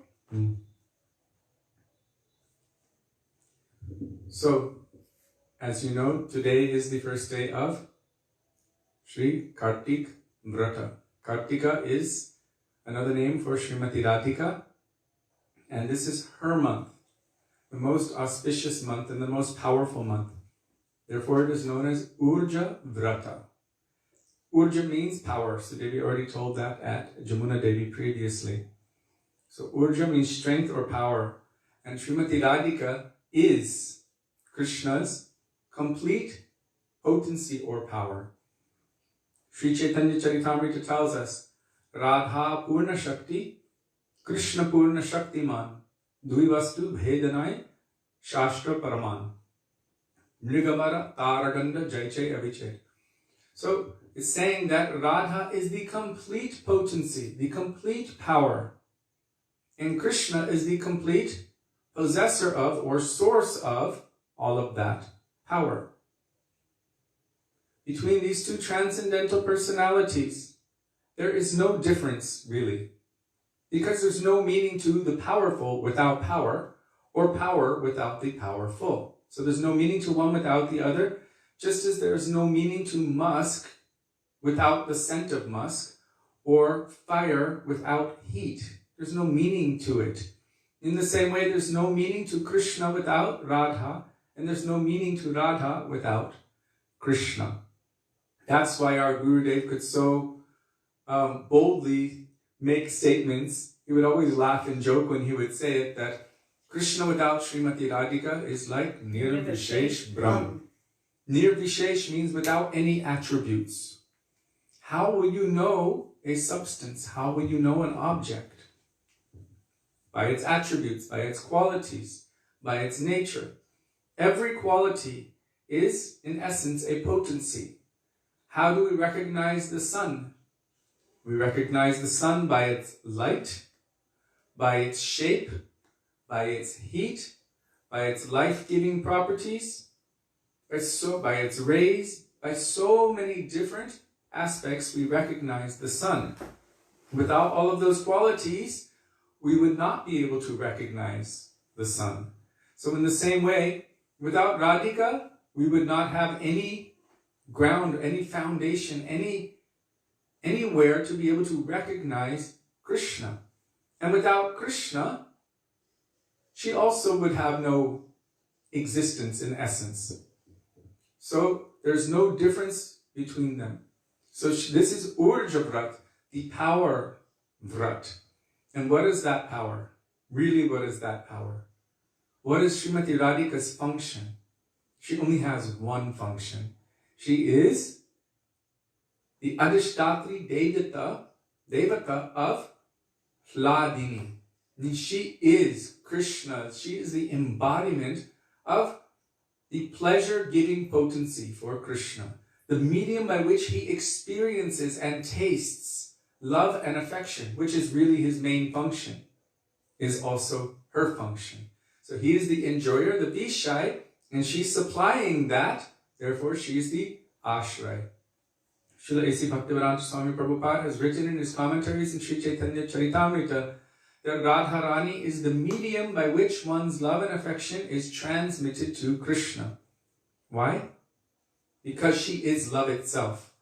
So if you were to express love to someone and they were to feel that love, the medium by which they are able to experience that is known as love, in essence, that ultimately is Śrīmati Radhika. She is known as Mahabhav Swarupini. the form of the highest love and affection for Krishna. So because of this, this vrat is known as Urja Vrat. It is also her vrat. Means it's the time to pray to Srimati Radhika for mercy and blessings. And what prayer does Raghunath Das Goswami pray to her? We just worshipped Sri Raghunath Das Goswami, especially on his disappearance day. And what did he pray? He prayed to Srimati Radhika. And this is very essential. If you want to become a Rupanuga, if you want to enter into the path, the line of those who are followers of Rupa Goswami, then we will have to come eventually to this mood, this bhav. It is our goal, it is our aspiration, it is our hope, and we must develop greed for that if we want to attain perfection. Perfection in Brajaras, in the moods of the Brajavasis, especially those who are coming in the line of Rupa Goswami. So what does he say? Padabjayos tava vina varadasyameva. He's praying to Srimati Radhika. Then he says, Sakyayate namostu nityam. Again and again I'm offering pranam. Sakyayate mama namostu nityam. Eternally, I am offering prayers, pranam, namaha, to that position as your sakhi. Means your girlfriends, like Lalita, Vishaka, Chitra, Champaklata, and all of the other main gopis. But what is he praying? Dasyayate mama rasostu satyam. My only desire, actually rasa means the only thing that I actually have a greed for or taste for. This rasa is what? Dasyayate means that I want to be your eternal maidservant. This is the only thing I want. And Gurudev would add, I do not want that lesser thing. I don't want that lesser thing. I want this mood of service to Srimati Radhika. This is known as Radha Dasyam. So Sudevi brought us, today we were at Jamuna and she was explaining there what our vrat should be really. The vrat is to have a one-pointed mood. Vrat means a firm resolution, like a vow, that during this month, or like an austerity even, or the purpose for all of my tapasya, austerity, parikramas, association, hearing Harikatha, and everything. Basically, if you want to know what that is, read the prayer Shri Rupa Manjari Pada, Seymour Sampada. That is really the essence of all of it. However, specifically, Srila Gurudev would tell us this prayer written by Sri Vithalacharya. It starts with Kripayati Yadi Radha, but Gurudev would explain to us that we should have one kind of mood. And even if Krishna were to ever stand in front of us personally and say, what can I offer you? I will give you anything. He said you should only have this prayer and no other prayer. Shyam Sundar, Shikhanda Shekara, Smerahasa Murali Manohara, Radhika Rasikamam Kripanidhe, Swapriya Charana Kinkarim Guru. Oh Shyama Sundar, tell us Sudevi. Oh Shyama Sundar, oh you whose head is bedecked with a peacock's feather and who is smiling very sweetly. Basically, he's praying that if you can give me anything, if there is any benediction that you can offer to me, then I ask only this, that you make me a kinkari at the feet of your own beloved. Kinkari means a manjari, a maidservant. But our Gurudev would always say there's a speciality to kinkari. It means what to do, what to do. What seva can be done. What to do. Always looking, how can I serve? How can I serve? So this is the prayer, how can I serve? When we were at Gopishwar Mahadev, I wanted to mention something there, but it may be too late to say that. We've moved on. We'll go back to it during Kārtika, so don't worry. We have so much time to discuss. We have so much to tell. So, the feet of your dear most beloved, Shyamasundar Shikanda Shekara Smerahasanamli Radhika, right? That is Srimati Radhika. The feet of his dear most beloved is the feet of Srimati Radhika. Please make me a maidservant at the feet of your dear most beloved. Because she knows how to perfectly please and serve Krishna in all ways, then those personalities, they understand this. And I'm going to quote our Srila Bhaktivedānta Swami Prabhupada. What does Krishna like the most? Because bhakti is about what Krishna likes the most, right? How to serve him and please him. What does he like the most? Wait. Krishna. Srimati Radharani. Krishna likes her the most. You're allowed to answer. Because you already said it. Yes, lots of burfi going out to everyone today. So Krishna likes her the most. So our mood should be how to give Krishna what he likes the most. He said, so our mood is how to push Radharani to Krishna. This is what Srila Prabhupada said. On top of our mood, or the mission of the Krishna consciousness movement is how to become one of the Gopi Jan. So during this month, we keep our goal and our focus, because all of the places we're going, all of the personalities that we're meeting, starting today with Gopishwar. Gopishwara Brajavilasi Unangri Padme Prema Prayacha. Oh Gopishwar, you can grant me prem, divine love, to the lotus feet of the ever playful divine couple, Shri Radha and Krishna in Vrindavan. Then we go to Jamuna. And what can she do? She can also give that to us. Giriraj Mahārāja can also give that to us. Radha Kund, Shyama Kund, all of the pastime places, all of the great and holy personalities of Vrindavan, we pray the same thing. We keep our goal fixed. What is my goal? What is my aspiration? And then wherever we go, whatever we do, whomever we offer pranam in front of, whoever we hear from, that prayer should be in our heart, that if you can help me in any way to attain this goal, that is my hope, my aspiration. Please, if anyhow, by any means, through any medium of my service, you feel pleased to bless me with any mercy, give me that mercy.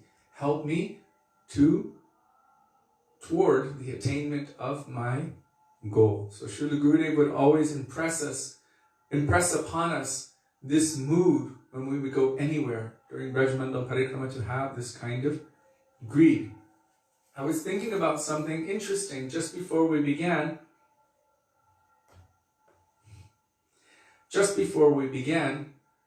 Or as we were speaking, because we were speaking about Gopishwar Mahadev, who's the guardian of Braj Mandal.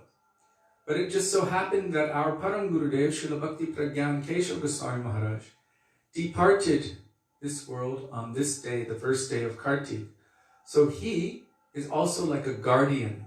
And we're talking about who is giving pleasure, who is serving Radha and Krishna in Vrindavan.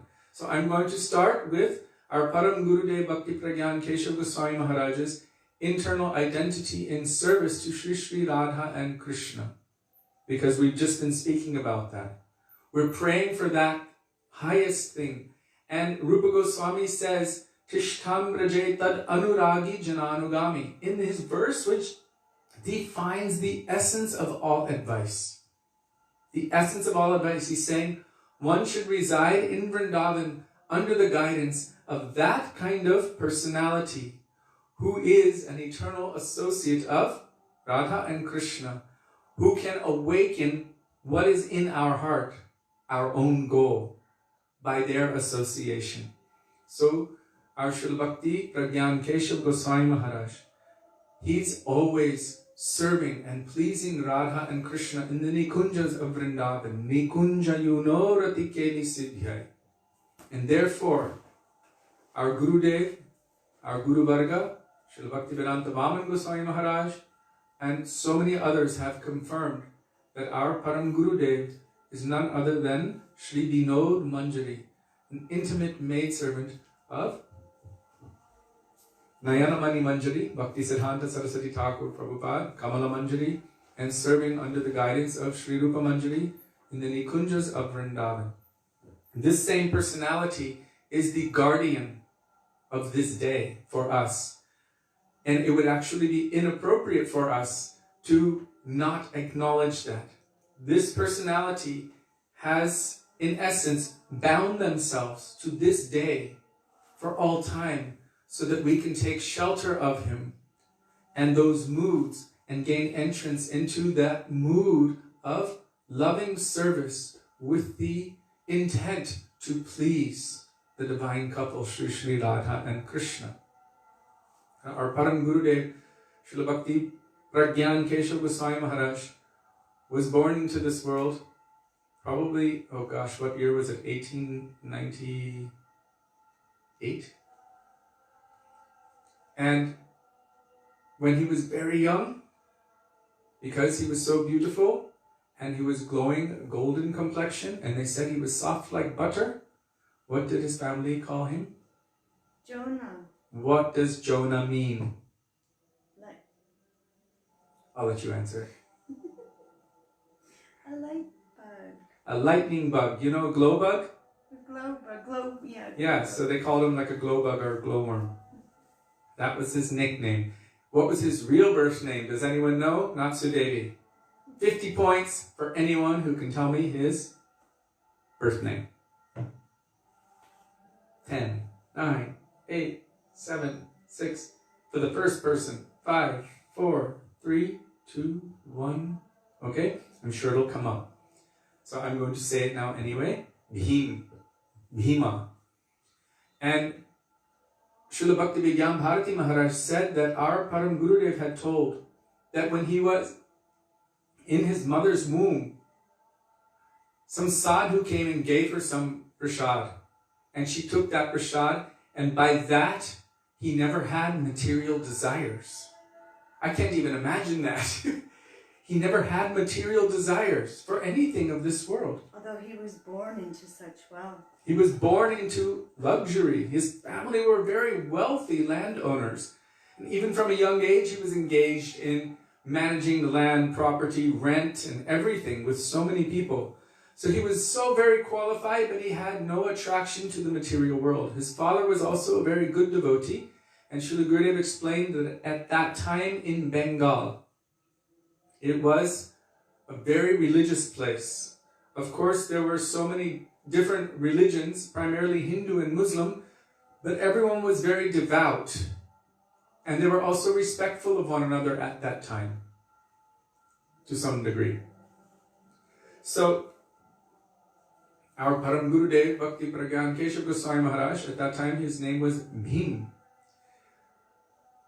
He was absorbed in the family business, but he had no attraction to any of that. He had exemplary qualities. So I was telling you, Bhaktivedānta Mahārāja said, one thing he said is that you can tell the nature of how a tree will be by how the leaves are when it's young.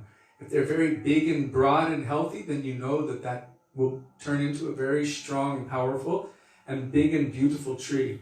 So our Param Gurudev from a very young age had so many amazing qualities. Very, very compassionate.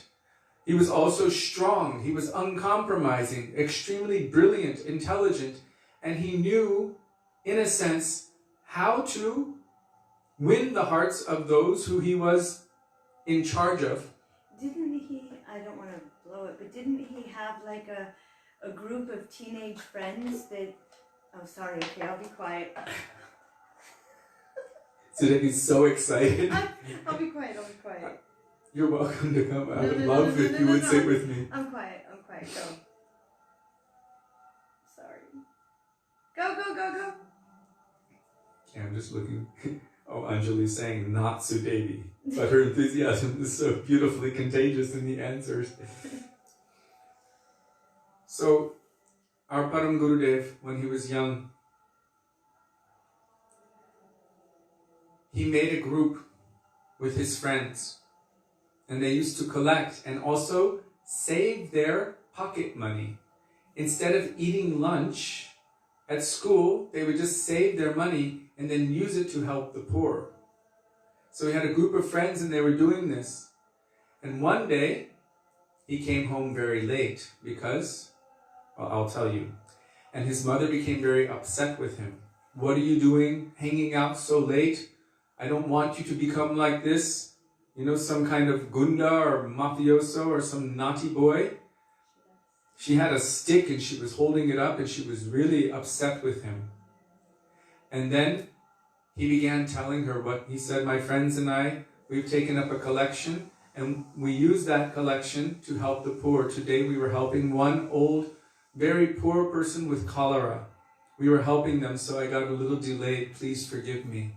And at that time his mother began weeping and she dropped her stick. And it is said that from that moment she never chastised him again because she trusted his character, what kind of integrity this person had. We were talking about integrity recently. Our Param Gurudev Śrīla Bhakti Pragyan Kishori Gosvāmī Mahārāja from the beginning of his life had such integrity. So even though so much wealth was surrounding him, one of the things that I thought you were going to say was that I hope I don't ruin it. Just add to it. That they also had a group where they said that we would all be lifelong brahmacharis. I don't remember that. Was that him or Saraswati Thakur? It must have been him. And Gurudev would say that he was the only one who actually held to that vow. But they were like really staunch. Oh, you mean of that group? Yeah. Mm. Did you all hear that? Lifelong brahmachari. He decided never to enter into household life and also never to enjoy any pleasures of the flesh. So this is lifelong brahmachari. This is very, very rare to meet someone who is actually truly like this with no material desire. But then again, we know he's a transcendental personality who has descended here as an eternal associate of Srila Bhaktisiddhanta Saraswati Prabhupada. So our Param Gurudev Srila Bhakti Pragyan Keshava Goswami Maharaj, he showed so many exemplary qualities. And from a very young, I wanted to share something. So his father was bringing him to so many places. That's what I was telling before. So Gurudev said that everything was very religious, but something happened. He said there was partition. You know what partition is? Partition was when the British kind of made an arrangement for the Muslims and Hindus to be physically separated.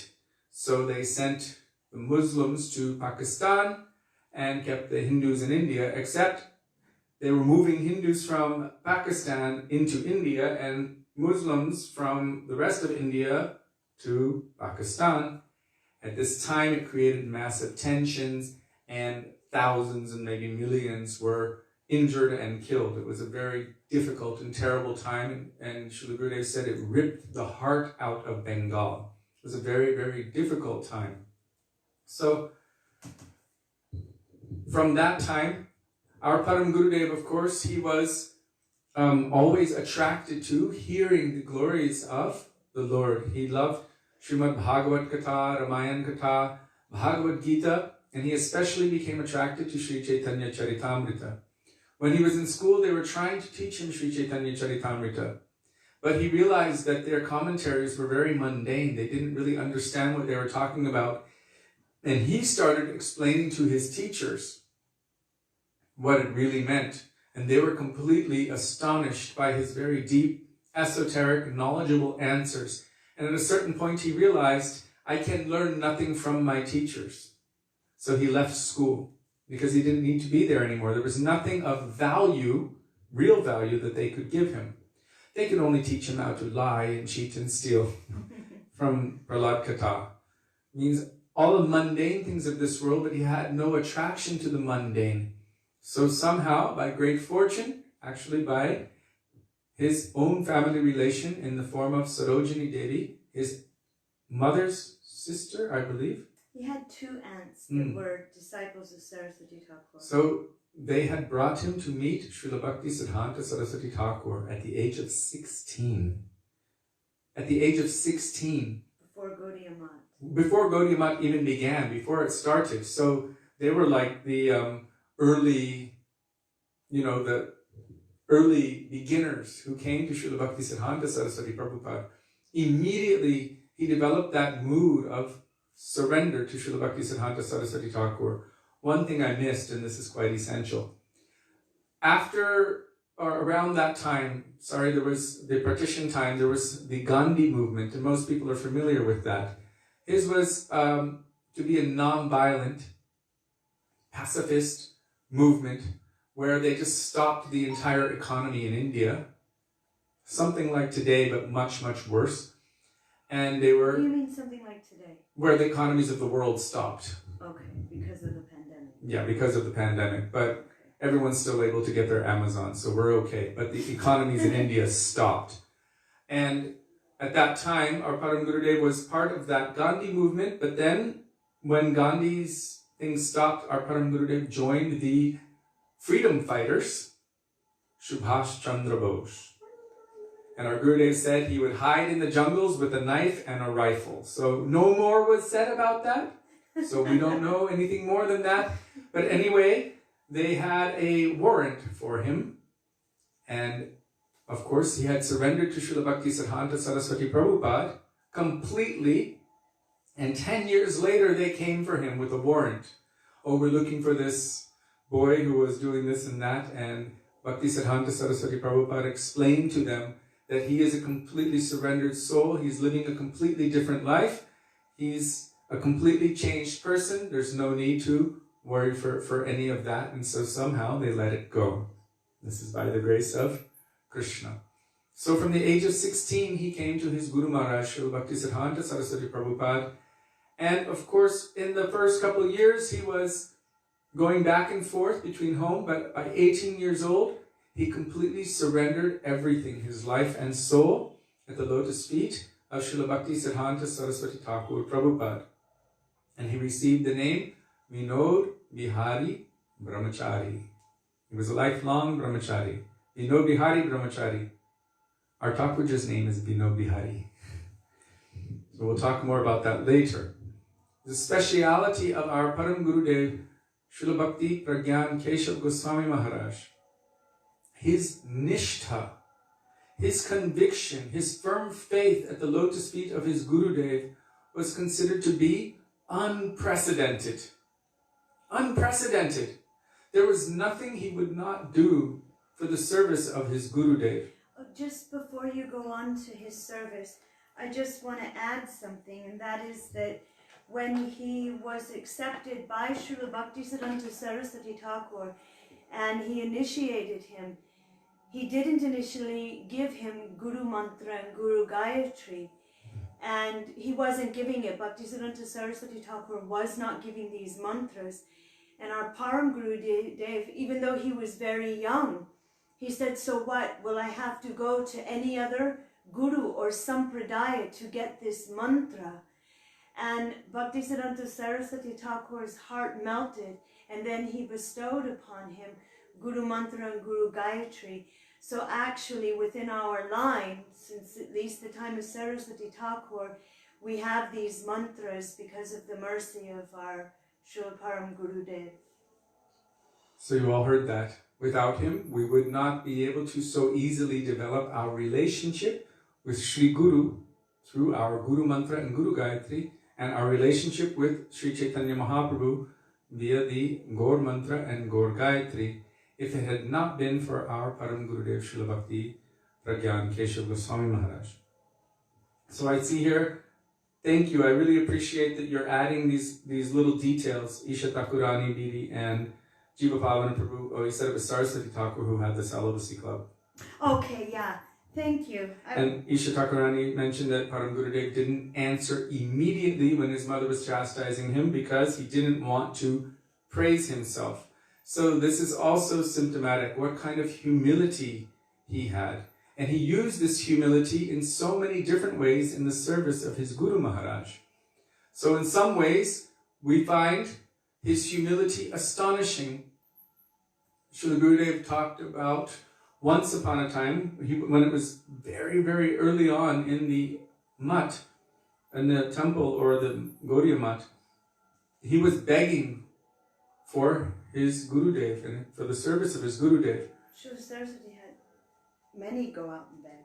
Many devotees were going out to beg.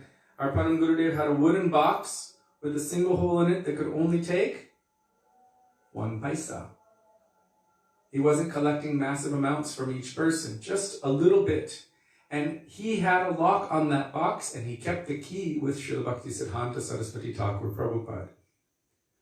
we don't know many who have this kind of mood of dedication these days.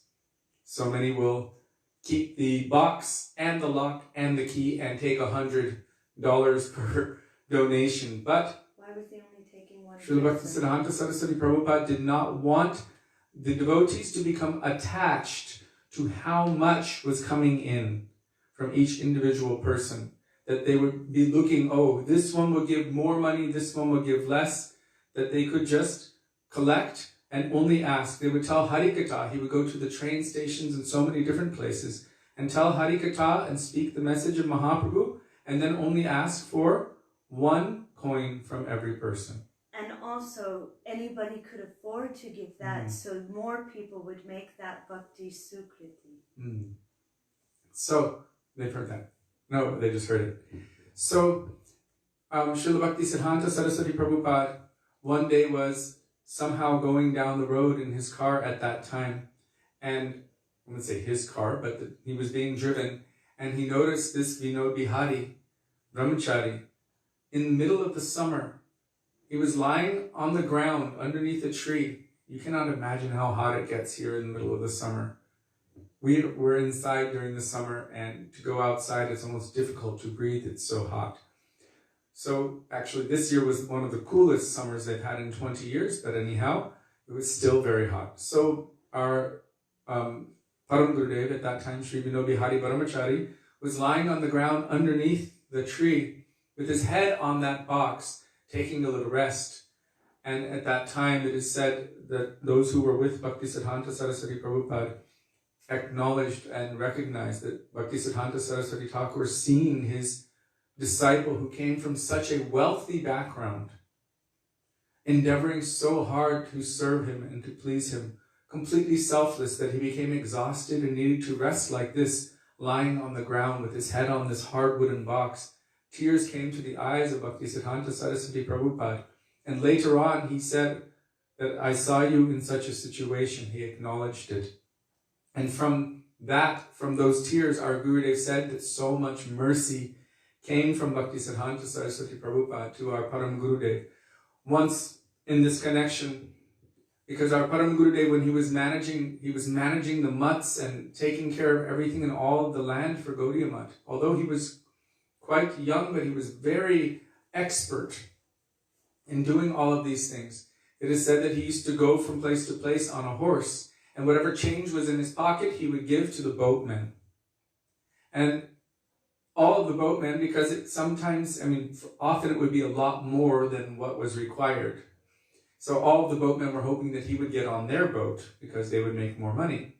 And so they developed a mood of affection toward him and also hope that he would ride on their boat. But one devotee complained to Srila Bhaktisiddhanta Saraswati Thakur Prabhupada that, it doesn't seem right that he's spending so much. It seems like he's wasting money when he could, just give a little bit, but he's giving much, much more.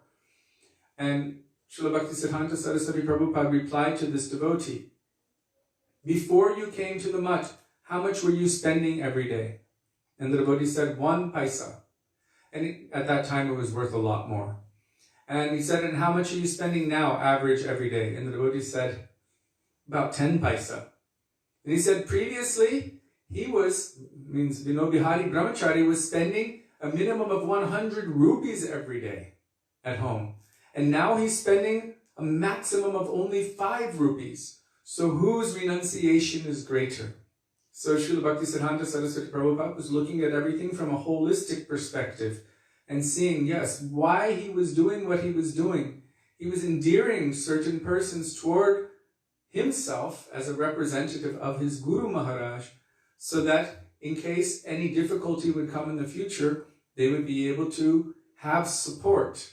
And so he was very far-sighted and able to understand all of these intricacies and how to deal with it appropriately. Srila Bhakti Pragyan Keshav Goswami Maharaj, also only once hearing from Srila Bhaktisiddhanta Saraswati Prabhupada something to the effect of, it would have been really nice if we could have acquired the Bhajan Kutir of Srila Bhaktivinoda Thakur in Sri Godrum Dweep.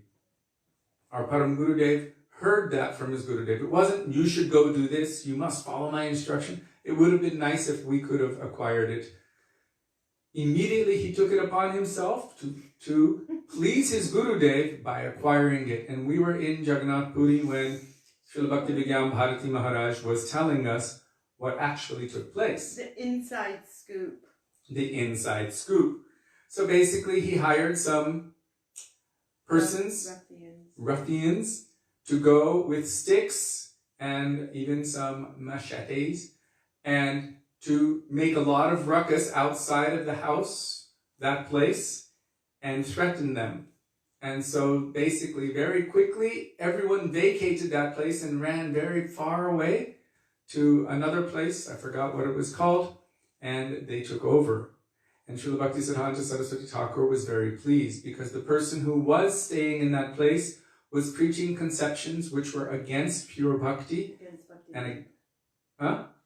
Against the line of Bhaktivedānta Thakur. Yes, against the line of Bhaktivedānta Thakur and against the pure siddhantas of bhakti. And so Bhaktisiddhanta Saraswati Prabhupada did not want that from the place of Bhaktivedānta Thakur, which is, he is that personality who reinstigated the flow of bhakti, bhakti bhagirati. He brought bhakti again to this world like Bhagirath brought the Ganga. That from that place, Sahajiyism and all kinds of Apasiddhanta were being spoken. So Bhaktisiddhanta Saraswati Prabhupada only very slightly mentioned it, but this servant of his, like Hanuman, or like Bhima, he was born as Bhima, he went and fulfilled that desire of his Guru Maharaj and made him so happy. Our Param Gurudev Srila Bhakti Pragyan Keshav Goswami Maharaj is glorified for his unprecedented Guru Nishtha, but he showed it in so many ways. He also cleared out so many persons who were staying in all of the holy places in Sri Navadvip Dham and in Mayapur Dham. Persons who were staying at Yogapith, there at Mahaprabhu's birthplace, as was common in India at the time. One certain sector of the population decided that we should remove any historic Hindu or Vaishnava relics, so they would destroy the temples or desecrate them, and destroy the deities and desecrate the place. So at the birthplace of Krishna, that place was ripped down and a massive mosque was put in its place. At the birthplace of Ram, that was ripped down and a massive mosque was put in its place. The birthplace of Sri Chaitanya Mahaprabhu, well, he was born under a neem tree. It was quite simple, but what was put there in that one place? A graveyard. Massive graveyard. But they noticed, Bhaktivedānta Thakur and others also noticed something there. What was there? A tulsi garden. Nothing would grow there. Nothing else except for tulsi would grow around this graveyard. And when Jagannath Das Babaji Maharaj saw Gaur Kishore Das Babaji Maharaj, Bhaktivedānta Thakur, Bhaktisiddhanta Saraswati Thakur, and so many other Vaishnavas, they recognized that this is the auspicious birthplace of Mahaprabhu. Well, they couldn't have it being desecrated by a graveyard, so our Param Gurudev undertook the task under cover of darkness, where no one was able to see, of removing all of those graves and giving liberation to all of those jivas who previously inhabited those bodies by inserting them in the Ganga, unbeknownst to others. And then, that same night, he had amazingly managed to plant a whole forest of full-grown, like big trees that would have been there for years. No, big trees though. Big enough that it would have taken years for them to grow. So he transplanted many trees into that place. But yeah, there might not have been like all the way the big ones. But and when they complained to the local magistrates that somebody, removed our graveyard, they said, "What are you talking about? Look, these are trees have been here for years." So he removed all of that and planted trees in its place, and this was a great service to Sri Chaitanya Mahaprabhu and all of the devotees of Chaitanya Mahaprabhu in the years to come, that was removed from its place. Also, he managed, do you remember seeing how they moved Srila Gaur Govinda Maharaj's Samadhi what it took to do that, he also did that with the samadhi of Srila Kishori Babaji Maharaj. Fully intact when that samadhi was being threatened by the flooding of the Ganga, he was able to move the entire samadhi of Srila Kishori Babaji Maharaj to a safe location where it would not be threatened by the Ganga, completely intact. So he had a special ability to serve in so many ways. Our Srila Gurudev said that, yes, in one night, Krishna Kripa, one night, amazing. Our Srila Gurudev explained that actually if you're going to glorify any personality, they should be glorified in terms of the depth of their nishta and seva toward their own Gurudev. So what kind of nishta, what kind of mood of dedication did Srila Bhakti Pragyan Keshav Goswami Maharaj have toward his Gurudev, Srila Bhakti Siddhanta Saraswati Thakur Prabhupada? It so happened that our Param Gurudev's mother was departing from this world.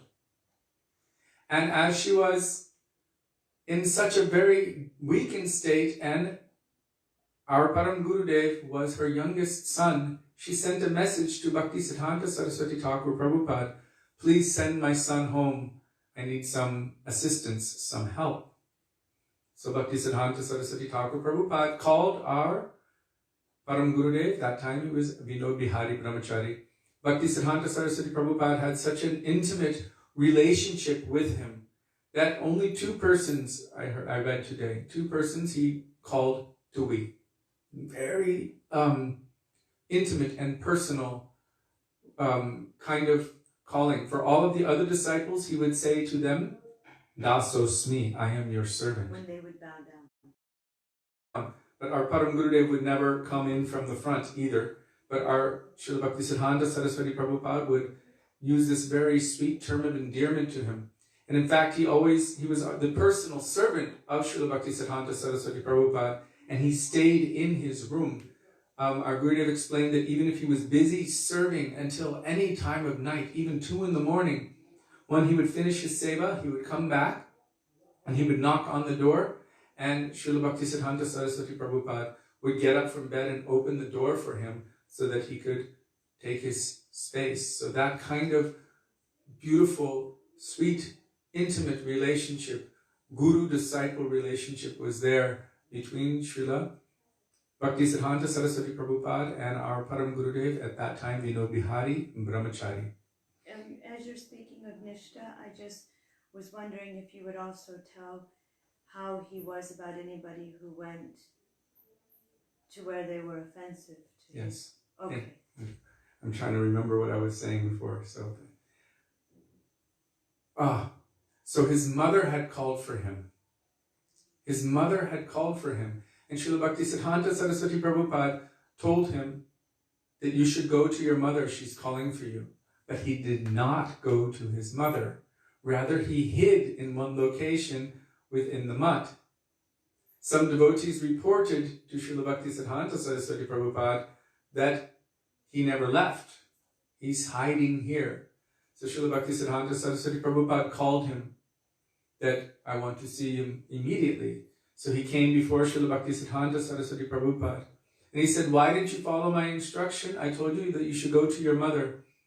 And he said, our Param Gurudev said to his Guru Maharaj, Srila Bhakti Siddhanta Saraswati Thakur Prabhupada, and for so many millions of lifetimes, so many millions of births, I have had so many parents in this world. I have been bound in samsara in this world. But finally, I have been able to come to the lotus feet of Sri Guru and take shelter, this most valuable and rare opportunity. If my mother, who's about ready to leave this world, requests me on her departure bed with her last breath that I need you to do this and this and this, that I will be bound to re-enter samsara. And I cannot fathom the idea of leaving the lotus feet of my Guru Maharaj and re-entering into samsara. So he said, please, please, don't send me. And he was weeping at the feet of Bhakti Siddhanta Saraswati Thakur Prabhupada, who at that time, Srila Bhaktivedānta Bharati Maharaj said it was like a test. because it was based on all of the teachings that Bhaktisiddhanta Saraswati Prabhupada had given him, but then he gave him this other one. It was like a test. How will you deal with this? And his mood of surrender at the lotus feet of his Guru Maharaj completely melted the heart of his Guru Maharaj. And Srila Gurudev said from this, so much mercy flowed from the heart of his Gurudev to Srila Bhakti Pragyan Keshav Goswami Maharaj. We've also seen and heard through the eyes and the Harikatha of our Gurudev and Guru Varga.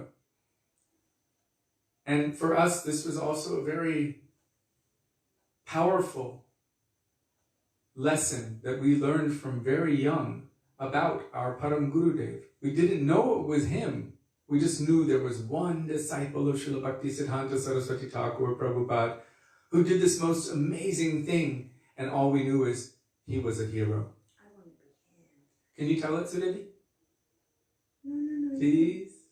No? So,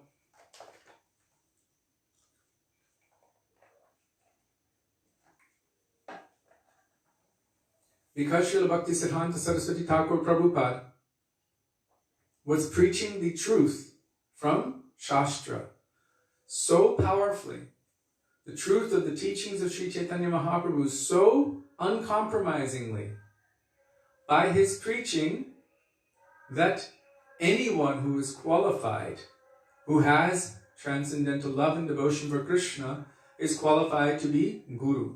Kiba Vipra, Kiba Nyasi, Shudra Kenenoy, Ye Krishna Tattvaveta Se Guru Hoy. This is spoken about in Sri Chaitanya Charitamrita, whether one is a Brahmin, Kshatriya, Vaishya, Shudra, whatever situation. If they are really truly conversant in Krishna Tattva, meaning they understand who is Krishna, who they are, what is their relationship with Krishna, then they are really the Guru of the entire world. And anyone can become a Brahmin. Yes. And by this, anyone can actually attain to the status of Brahman, even higher than that, because they are absorbing themselves in the nature of the soul, which is divine loving service to Krishna. So this was creating a situation where people were making less money and also were making less, less kanaka, less kamani, less pratishta. So when someone's money is threatened, when their sense gratification is threatened, and when their name and fame and position and pride and power is threatened, they become quite angry and want to destroy whoever is threatening their material enjoyment.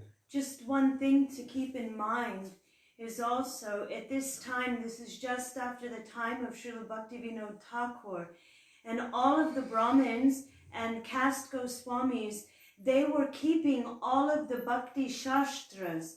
So it was very difficult for anyone else to read them. They would read them or give any kind of katha for money. Or very few, would do it just out of bhakti. So it was very difficult. It took Srila Bhaktivedānta Thakur 5 years to just find a copy, a proper copy of Sri Chaitanya Charitamrita. So you can imagine how they were trying so hard to hold on to this, I am a Brahmin, I am a Goswami, and only I have the right to give this or to speak it or to make disciples. So it was a very volatile situation. And Srila Bhaktisiddhanta Saraswati Prabhupada was giving all of the evidences from all Shastras. There's an amazing book entitled Brahman and Vaishnava. And interestingly, he had this discussion here in Vrindavan, didn't he? I don't know if it was here. Anyway, this discussion, Srila Bhaktisiddhanta Saraswati Prabhupada first gave all of the glories of Brahmins according to Shastra. And all of the Brahmins present were so happy. Wow, what an amazing dissertation. He gave all of these glories of Brahman according to Shastra. And they all acknowledged, yes, this, do you agree? And the best and biggest pundits were like, yes, this is true. And then afterward, he proceeded to give all of the glories of Vaishnava according to Shastra. And this created quite a tension. But they were like, wait a second, he was right about that. Is he right about this too? And the best and the brightest pundits who were knowledgeable in all Shastras said, well, yes, actually, he's right about this as well. And so it is recommended reading for those who are moving on this path of Gaudiya Vaishnavism, because somehow those who were born in the families of meat-eaters are now allowed to receive Harinam and Diksha, chant Hare Krishna Mahamantra, and read Vedic Shastras. Why? Because of the hard work of our predecessor Acharyas, especially from the time of Sri Chaitanya Mahaprabhu. He also glorified Haridas Thakur. Advaita Acharya glorified Haridas Thakur. There was Narottam Das Thakur, Vishwanath Chakravarti Thakur, Bhakti Vinod Thakur, and then our Bhaktisiddhanta Saraswati Prabhupada and all of our Guru Varga. How strongly, and especially our Srila A.C. Bhaktivedānta Swami Prabhupada, you see what he has done coming in that line. So he has opened it up for the entire world. So Srila Bhaktisiddhanta Saraswati Prabhupada inadvertently made many enemies because of preaching the truth, and yet he did not stop speaking the truth. In fact, he said, if I fail to speak the truth due to fear that others will become displeased, then I would become a proponent of the untruth. Really, I would become an atheist because of this compromising principle, and I would lose everything. So he said, if one wants to be a chanter of the kirtan of Hari, a real chanter of the kirtan of Krishna, then they should always be ready to speak the truth in every circumstance, even at the expense of their own life. That one should speak the truth. The truth means not what's going on with the politics of today. The truth means about Krishna. What is the truth of the nature of the Atma in relationship with Krishna? So Srila Bhaktisiddhanta Saraswati Prabhupada had many who were against him. At that time, they were doing a Navadvip Parikrama, 1925. Srila Bhaktivedānta Bharati Mahārāja said there were 5,000 pilgrims, 108 mridangas leading this parikrama. Can you imagine? And a band. And a band in the front. And right in the front was a big elephant with the deity of Mahaprabhu on its back. Can you imagine the sight of this? Anyhow, they came in front of the Prodhamaya temple, a very famous temple in Navadvip, and unbeknownst to all of them, there was a plan. A very evil, sinister plan. The plan was really with the intent to kill Srila Bhaktisiddhanta Saraswati Thakur Prabhupada. This was their intention, and to create havoc among his followers, which they managed to do because they threatened all of the locals in that area, if any of you help them, we're going to come after you. They had everyone close the doors, lock the doors, and once they had them in this corralled in that area, they actually started throwing stones and bottles and all sorts of dangerous things into this parikrama, and many devotees, bricks and everything. Many devotees became very hurt, and everyone was running in all directions. Srila Bharati Maharaj said Bhaktisiddhanta Saraswati Prabhupada was left there by himself. Everyone else ran in every direction except for one, our hero of the day, our hero of forever. Shri Vinod Bihari Brahmachari. He grabbed Srila Bhaktisiddhanta Saraswati Prabhupada and said, come with me. And he knew where there was a special place, one home of a devotee who would open it up, because he had all of his connections. So he brought him to that place, and they had a very similar appearance. Gurudev said he was beautiful, like Srila Bhaktisiddhanta Saraswati Prabhupada.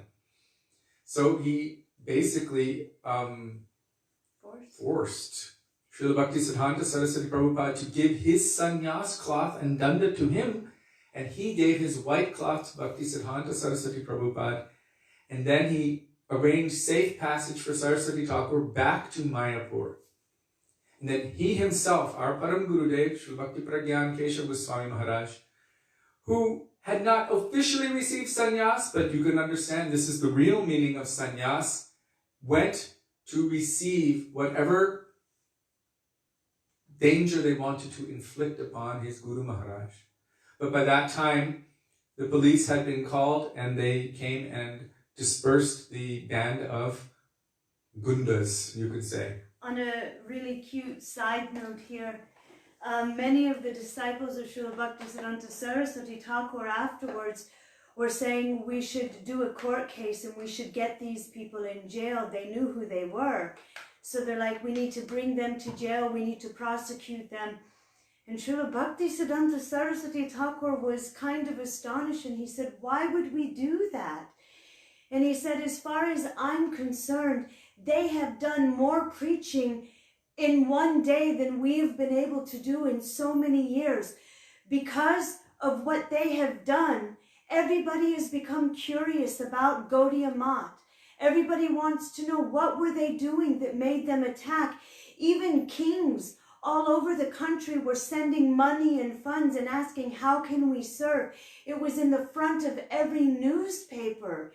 The name of Gaudiya Math, what they were preaching, what is Sanatan Dharma. He said, as far as I am concerned, they have done so much service for us. Srila Bhaktivedānta Bharati Maharaj also warned us, though, that this is the mood of a Mahabhagavat.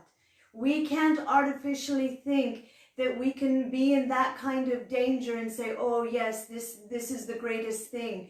Because he is the topmost and he could see. His vision was so great, he understood. Many Vaishnavas were hurt, many were wounded. They were throwing Molotov. Yeah, bottles with gas or kerosene and from fire. Rooftops. They were throwing glass. They were throwing so much at them. So devotees were bleeding and bloodied. But because of that, the moods of Chaitanya Mahaprabhu and the moods of Gaudiya Math were spread all over India. So Bhaktisiddhanta Saraswati Thakur took that higher vision. But I do remember specifically how Srila Bhaktivedānta Bharati Maharaj said, we are not of this caliber. Mm-hmm. We should not pretend to be like the Mahabhagavat. That we, oh yes, it's favorable. I can walk out into danger and whatever happens, it will be good. We don't have this. So he told us we should see this as the great character of the Mahabhagavat, of such a merciful, compassionate servant of Sri Chaitanya Mahaprabhu, and to look at it with astonishment, but to not think that we can also act in such a way. Yes. So. When she said that by this action, they helped to spread the mission of Chaitanya Mahaprabhu all over India, I remembered, and so we're going to flash back a little bit. This is when Vinod Bihari Brahmachari was very newly associated with Srila Bhaktisiddhanta Saraswati Prabhupada.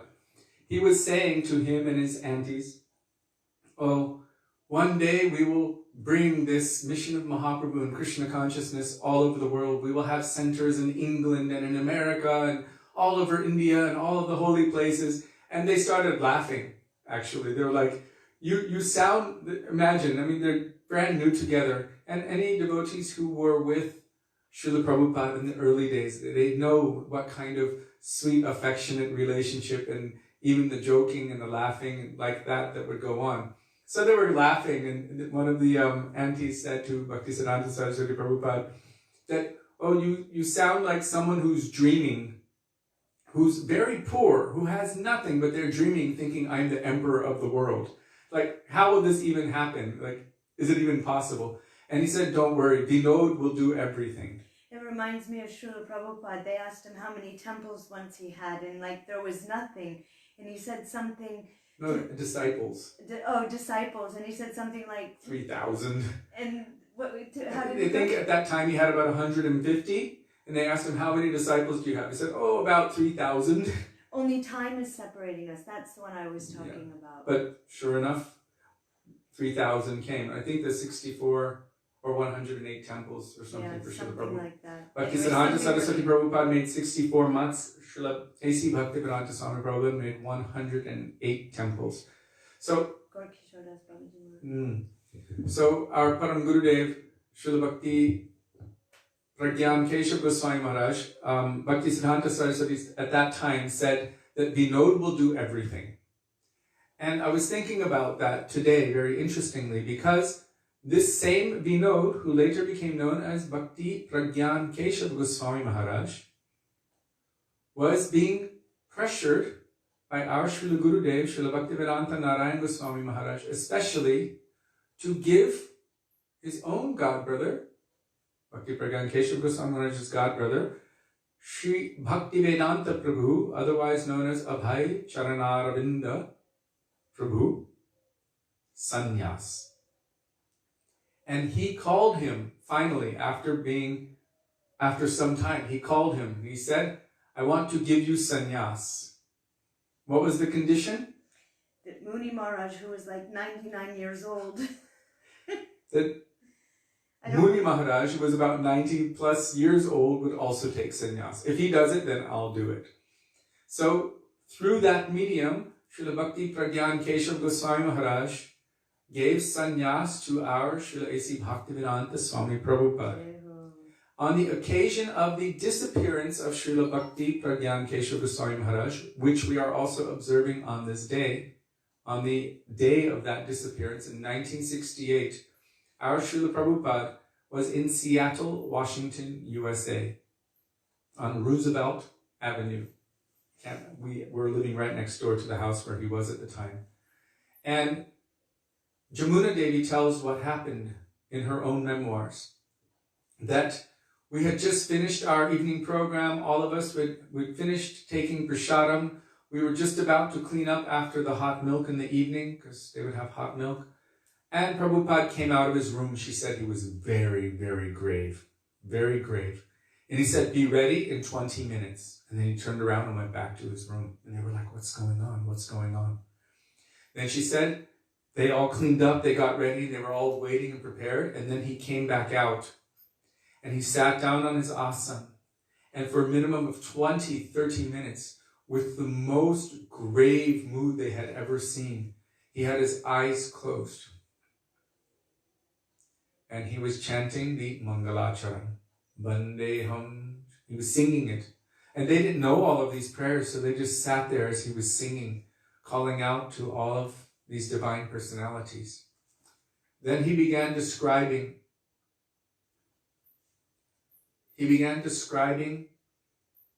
how it was that he took sannyas. He said, I was always afraid. This verse in Bhagavatam saying, where Krishna is saying, if I choose to show any special mercy to my devotee, then I remove everything from them. All of their material attachments, all of their money, their friends, and everything. And he said, I was witnessing it in my own life, and I was becoming very afraid. He said, but this godbrother of mine, Bhakti Pragyan Keshav, he said he's an ocean of mercy. Why is he an ocean of mercy? And then he used this verse that we were chanting every day. He made an adjustment, basically a combination of two verses, but based on this verse.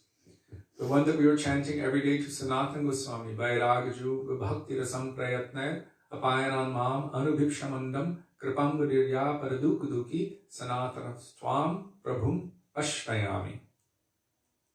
So he wrote, our Srila Prabhupada wrote to our Param Gurudev, Vairāga Juga Nija Bhakti Yoga Apayanam Mam Anubhipshamandam Kripam Gudirya Paradukuduki Shri Keshavastam Prabhum Ashvayami. So what is he saying? That he forcibly gave me this nectar laced with renunciation, although I was unwilling to accept it. And you can hear Prabhupada in that lecture crying and weeping that this godbrother of mine, who is so dear to me, I see him as a direct, by medium of my own Guru Maharaj. My Guru Maharaj wanted me to do this, and through him, my Guru Maharaj acted. And so we see that he's acknowledging him as a transcendental via medium. He was weeping, and he had all of his disciples sign this letter of bereavement. And he said about this godbrother of his, and this is where I think that many people should be extremely careful, because a lot of times people hear this term, oh, Prabhupada's godbrothers, and just try to shove them all into the prison of offenders or something like this. This is very dangerous. That's like saying every Babaji is bad. But there is Jagannath Das Babaji, Gaur Kishore Das Babaji Maharaj, so many Babajis even now who are not bad. All of our Goswamis were like that as well. In fact, that's where the term came from. They were called Babaji. It's like a symptom of honor and respect for someone who is senior. They treat them as a Baba, Baba Ji. So if you just lump everyone into one thing, you risk making serious aparad. Every person needs to be, you could say, judged on their own merit. But if you just lump everything into one, then serious Vaishnava aparad can be done. So our Srila Prabhupada is saying about this God brother, he is no more. He has gone back to Krishna. He has attained the transcendental abode. That means he's a pure devotee. Simple as that. And Prabhupada is weeping in separation from this God brother of his. So he signed it, and they sent that letter to, I think, yes. Gurudev and Śrīla Maharaj and Śrīla Trivikram Maharaj. Yes, Śrīla Gurudev, Śrīla Maharaj, Trivikram Maharaj. Because Prabhupada had actually been one of the founding members of Bhaktivedānta Samiti. This is something that a lot of people don't understand either. That Gaudiya Math split into two main factions, primarily by the grace of our Param Gurudev, in opposition to those who were going against the teachings of Bhaktisiddhanta Saraswati Prabhupada. So he split that, but then they also had to leave that. And so him and a lot of God brothers got together. Who's him? Srila Bhakti Pragyan Keshava Gosvāmī Mahārāja, along with our Srila Prabhupada, Srila Bhakti Bhakti Shri Rup Siddhanti Maharaj, and so many, I'm not sure exactly who, but so many, they started Bhaktivedānta Samiti. So this was a firm cut and separation from all of the nonsense that was going on. What kind of deep integrity did our Param Gurudev maintain? Srila Bhakti Pragyan Keshava Gosvāmī Maharaj. His own brother, who he brought to Bhaktisiddhanta Saraswati Thakur, whom he encouraged to take sannyas. His own brother, Bhakti Keval Odolomi Maharaj, at that time had gone against the teachings of Srila Bhaktisiddhanta Saraswati Prabhupada. Three main things they did. They instituted that one should not chant Hare Krishna Mahamantra loudly in public, that it was only meant for private and quiet chanting. So they stopped chanting Mahamantra publicly. Another thing they did, they stopped wearing the sannyas vesh and carrying the danda, and instead they started wearing the white vesh of the Babajis. And the third thing they did, what was the third thing? The chanting, the Babaji Vesh, and oh my gosh. Okay, we well, were just talking about yes. I think probably Isha Thakurani, can you help us with that one? I can't remember at the moment. It just left my mind. But three main principles. Oh, that Saraswati Thakur couldn't give higher ras. That he would... No. The three main principles. So, I don't have it with me at the moment. It's okay. Someone will write it down. Yarava Govinda, Radhe Radhe, Dandava Pranam. So, the three main things against the teachings of Srila Bhaktisiddhanta Saraswati Prabhupada. And our Param Gurudev tried for years to convince them to follow the teachings of their Guru Maharaj and to represent him properly. In the name of Gaudiya Math, they were changing the essential teachings of their Gurudev. As we see in so many institutions of this time as well. So many changed the essential foundational teachings of their Gurudev. And our Param Gurudev Bhakti Pragyan Keshava Gosvāmī Maharaj could not tolerate even the slightest change to the teachings of his Guru Maharaj. So he was fighting with them a lot, arguing with them and trying to impress upon them to such an extent that he actually had completely rejected his brother. And this is quite interesting because we see that also in the life of Krishna Das Kaviraj Goswami. Because his own brother and the Pujari had offended Nityananda Prabhu and subsequently offended Sri Minaketan Ram, Krishna Das Kaviraj rejected him forever. And then by that, he received the mercy of Śrī Nityananda Prabhu. So our Param Gurudev Bhaktivedānta Kishori Gosvāmī Maharaj rejected this brother of his. And he was so strong, strict about this rejection, that even if he discovered that any of his disciples or those who were taking shelter in his temples would even go and visit that mutt, they would have to undergo atonement. 5 days of taking only panchagavya, these auspicious substances attained or obtained from the cow. You can all look it up.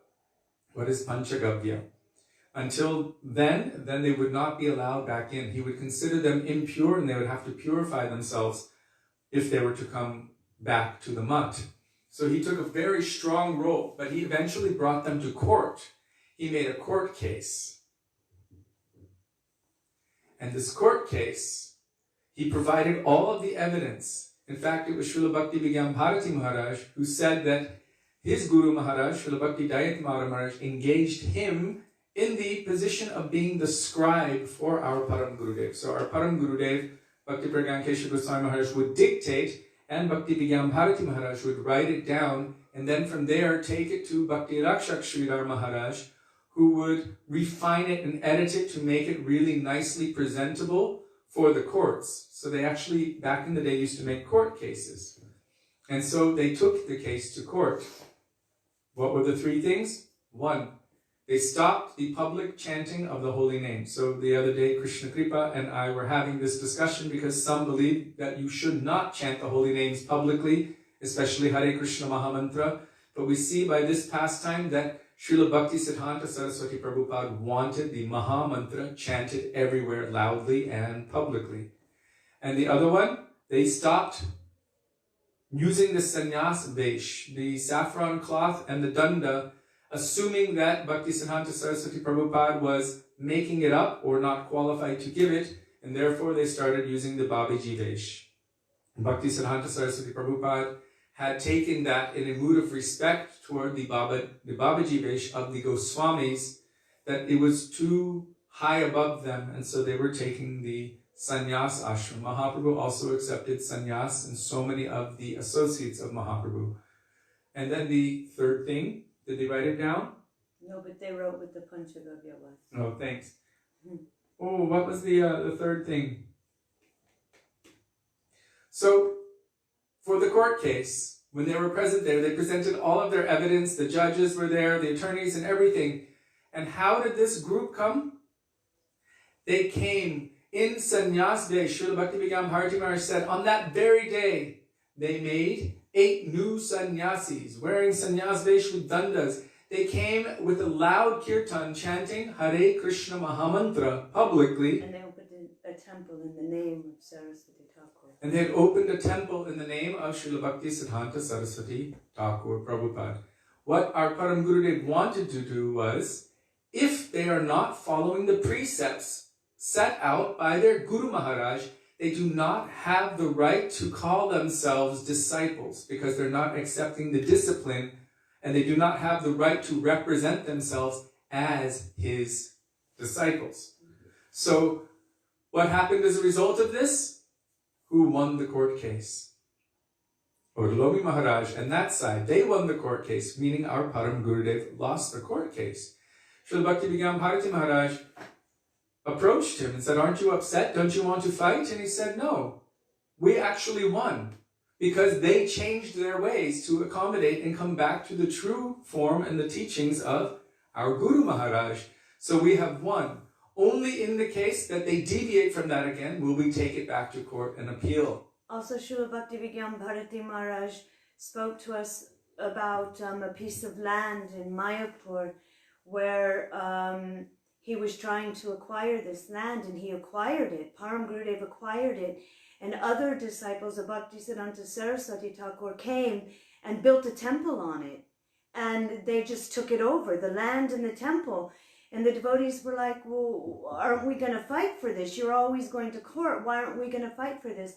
And he said, no, it's being used exactly how it should, in the service of Hari Guru and Vaishnava, no problem.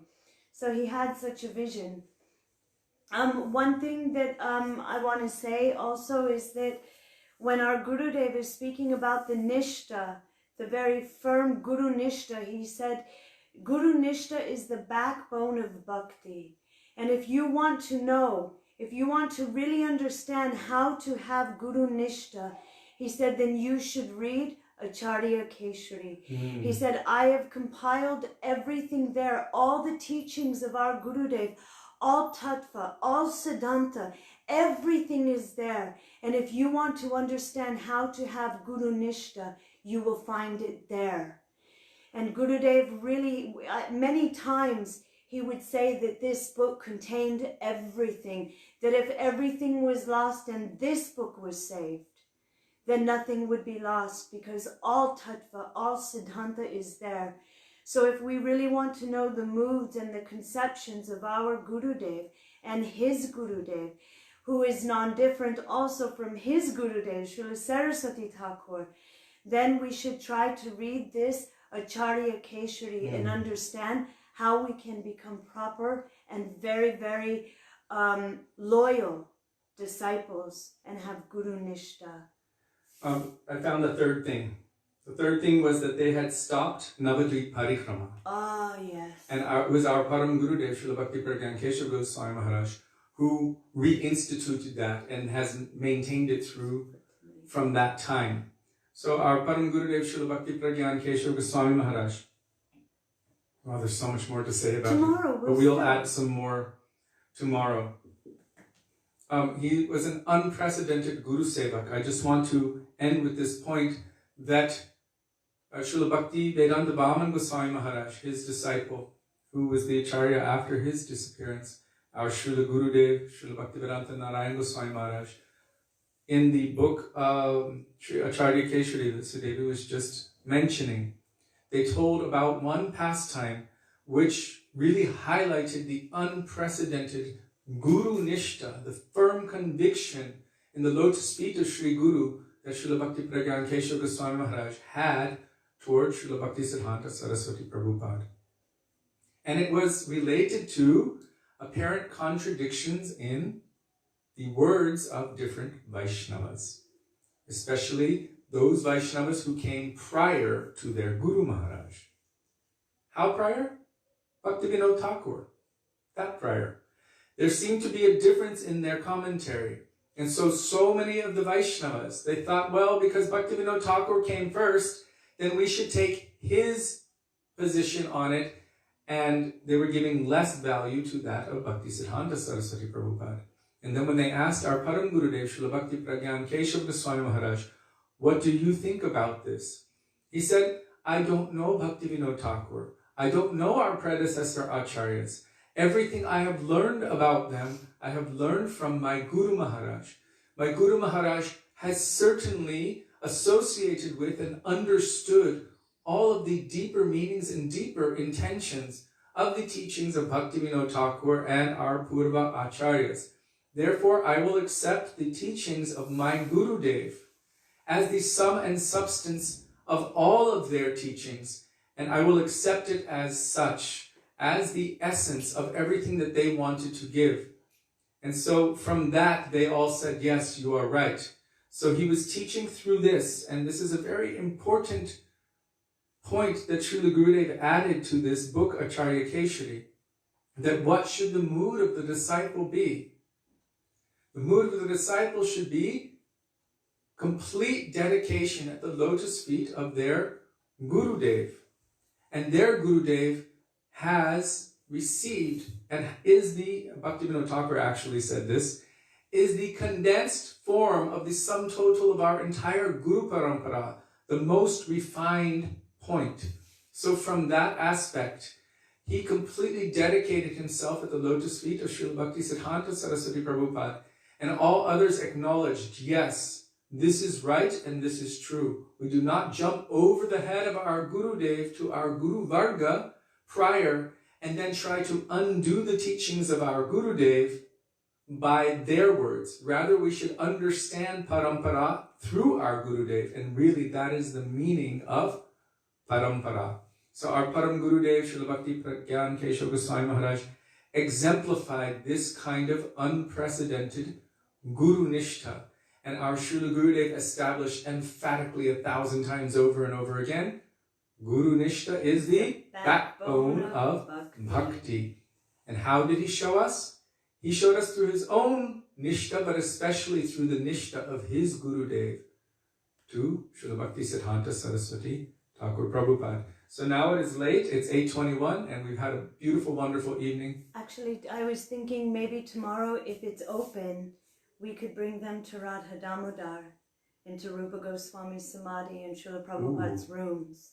Nice. Because it's Damodar Vrat as well. So that might be a nice thing to do tomorrow. And there are so many more other important kathas to speak about our Param Gurudev. So we will be reading from Śrī Dāmodarāṣṭakam, starting tomorrow.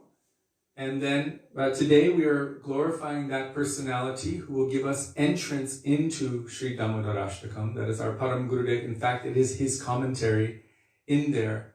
And it is so beautiful and powerful what he's given.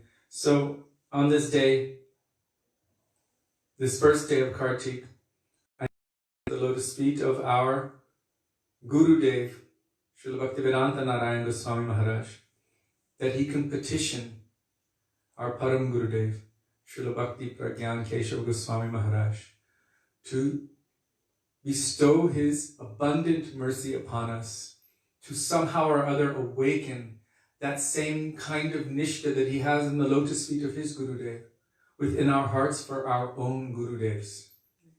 That we can pray to him for that. And by that, I have faith that everything else will come naturally and automatically.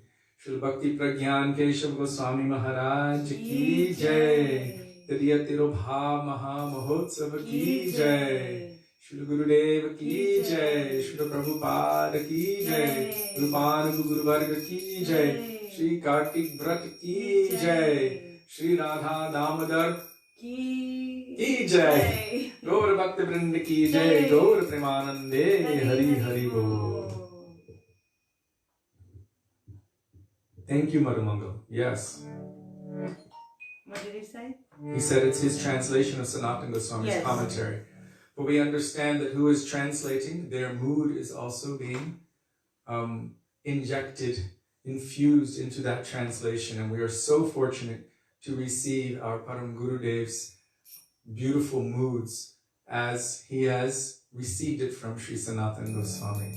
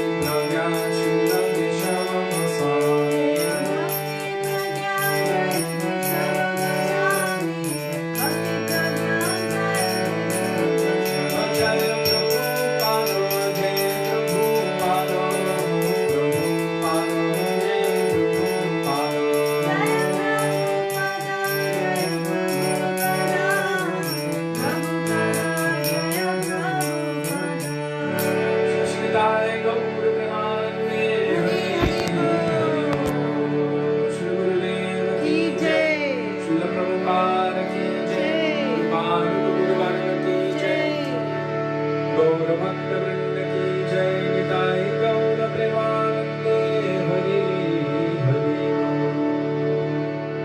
Govinda Damodara Madhaveti, Govinda Damodara Madhaveti, Govinda Damodara Madhaveti, Govinda Damodara Madhaveti. Bolo Radhe Radhe Radhe, Jai Jai Jai Shri Radhe, Radhe Radhe Radhe, Jai Jai Jai Shri Radhe, Radhe Radhe Radhe, Jai Jai Jai Shri Radhe. Bolo Radhe Radhe Radhe, Jai Jai Jai Shri Radhe. Shri Vrindavan Bihari Lal ki jai, Jai Jai Shri Radhe, Jai Jai Shri Radhe, Jai Jai Shri Radhe. Sham. Gaur Premanande, Hari Hari Bol. Bol. Shri Gurudev ki Jai. Param Gurudev ki Jai. Thank you all very much for being with us. We had a wonderful evening with all of you, starting with Vangshivat and then going through all of these gullies in Vrindavan. We'll try to bring you to Radha Damodar tomorrow. We'll see. Thank you for giving us the opportunity to remember the beautiful teachings and lessons and reflect upon the beautiful teachings of our Gurudev and our Guru Varga, and also for engaging us in our Guru Seva, which is our life and soul, what our Gurudev ordered us to do. We look forward to being with all of you tomorrow and continuing with remembering the beautiful pastimes of our Acharyas and, Damodar Leela. So, Dandavat Pranam, Dandavat Hare Krishna, Pranam. Radhe Radhe, Radhe Radhe. Chiveriya Modamani, Radhe Radhe, Radhe Radhe. Hare Krishna.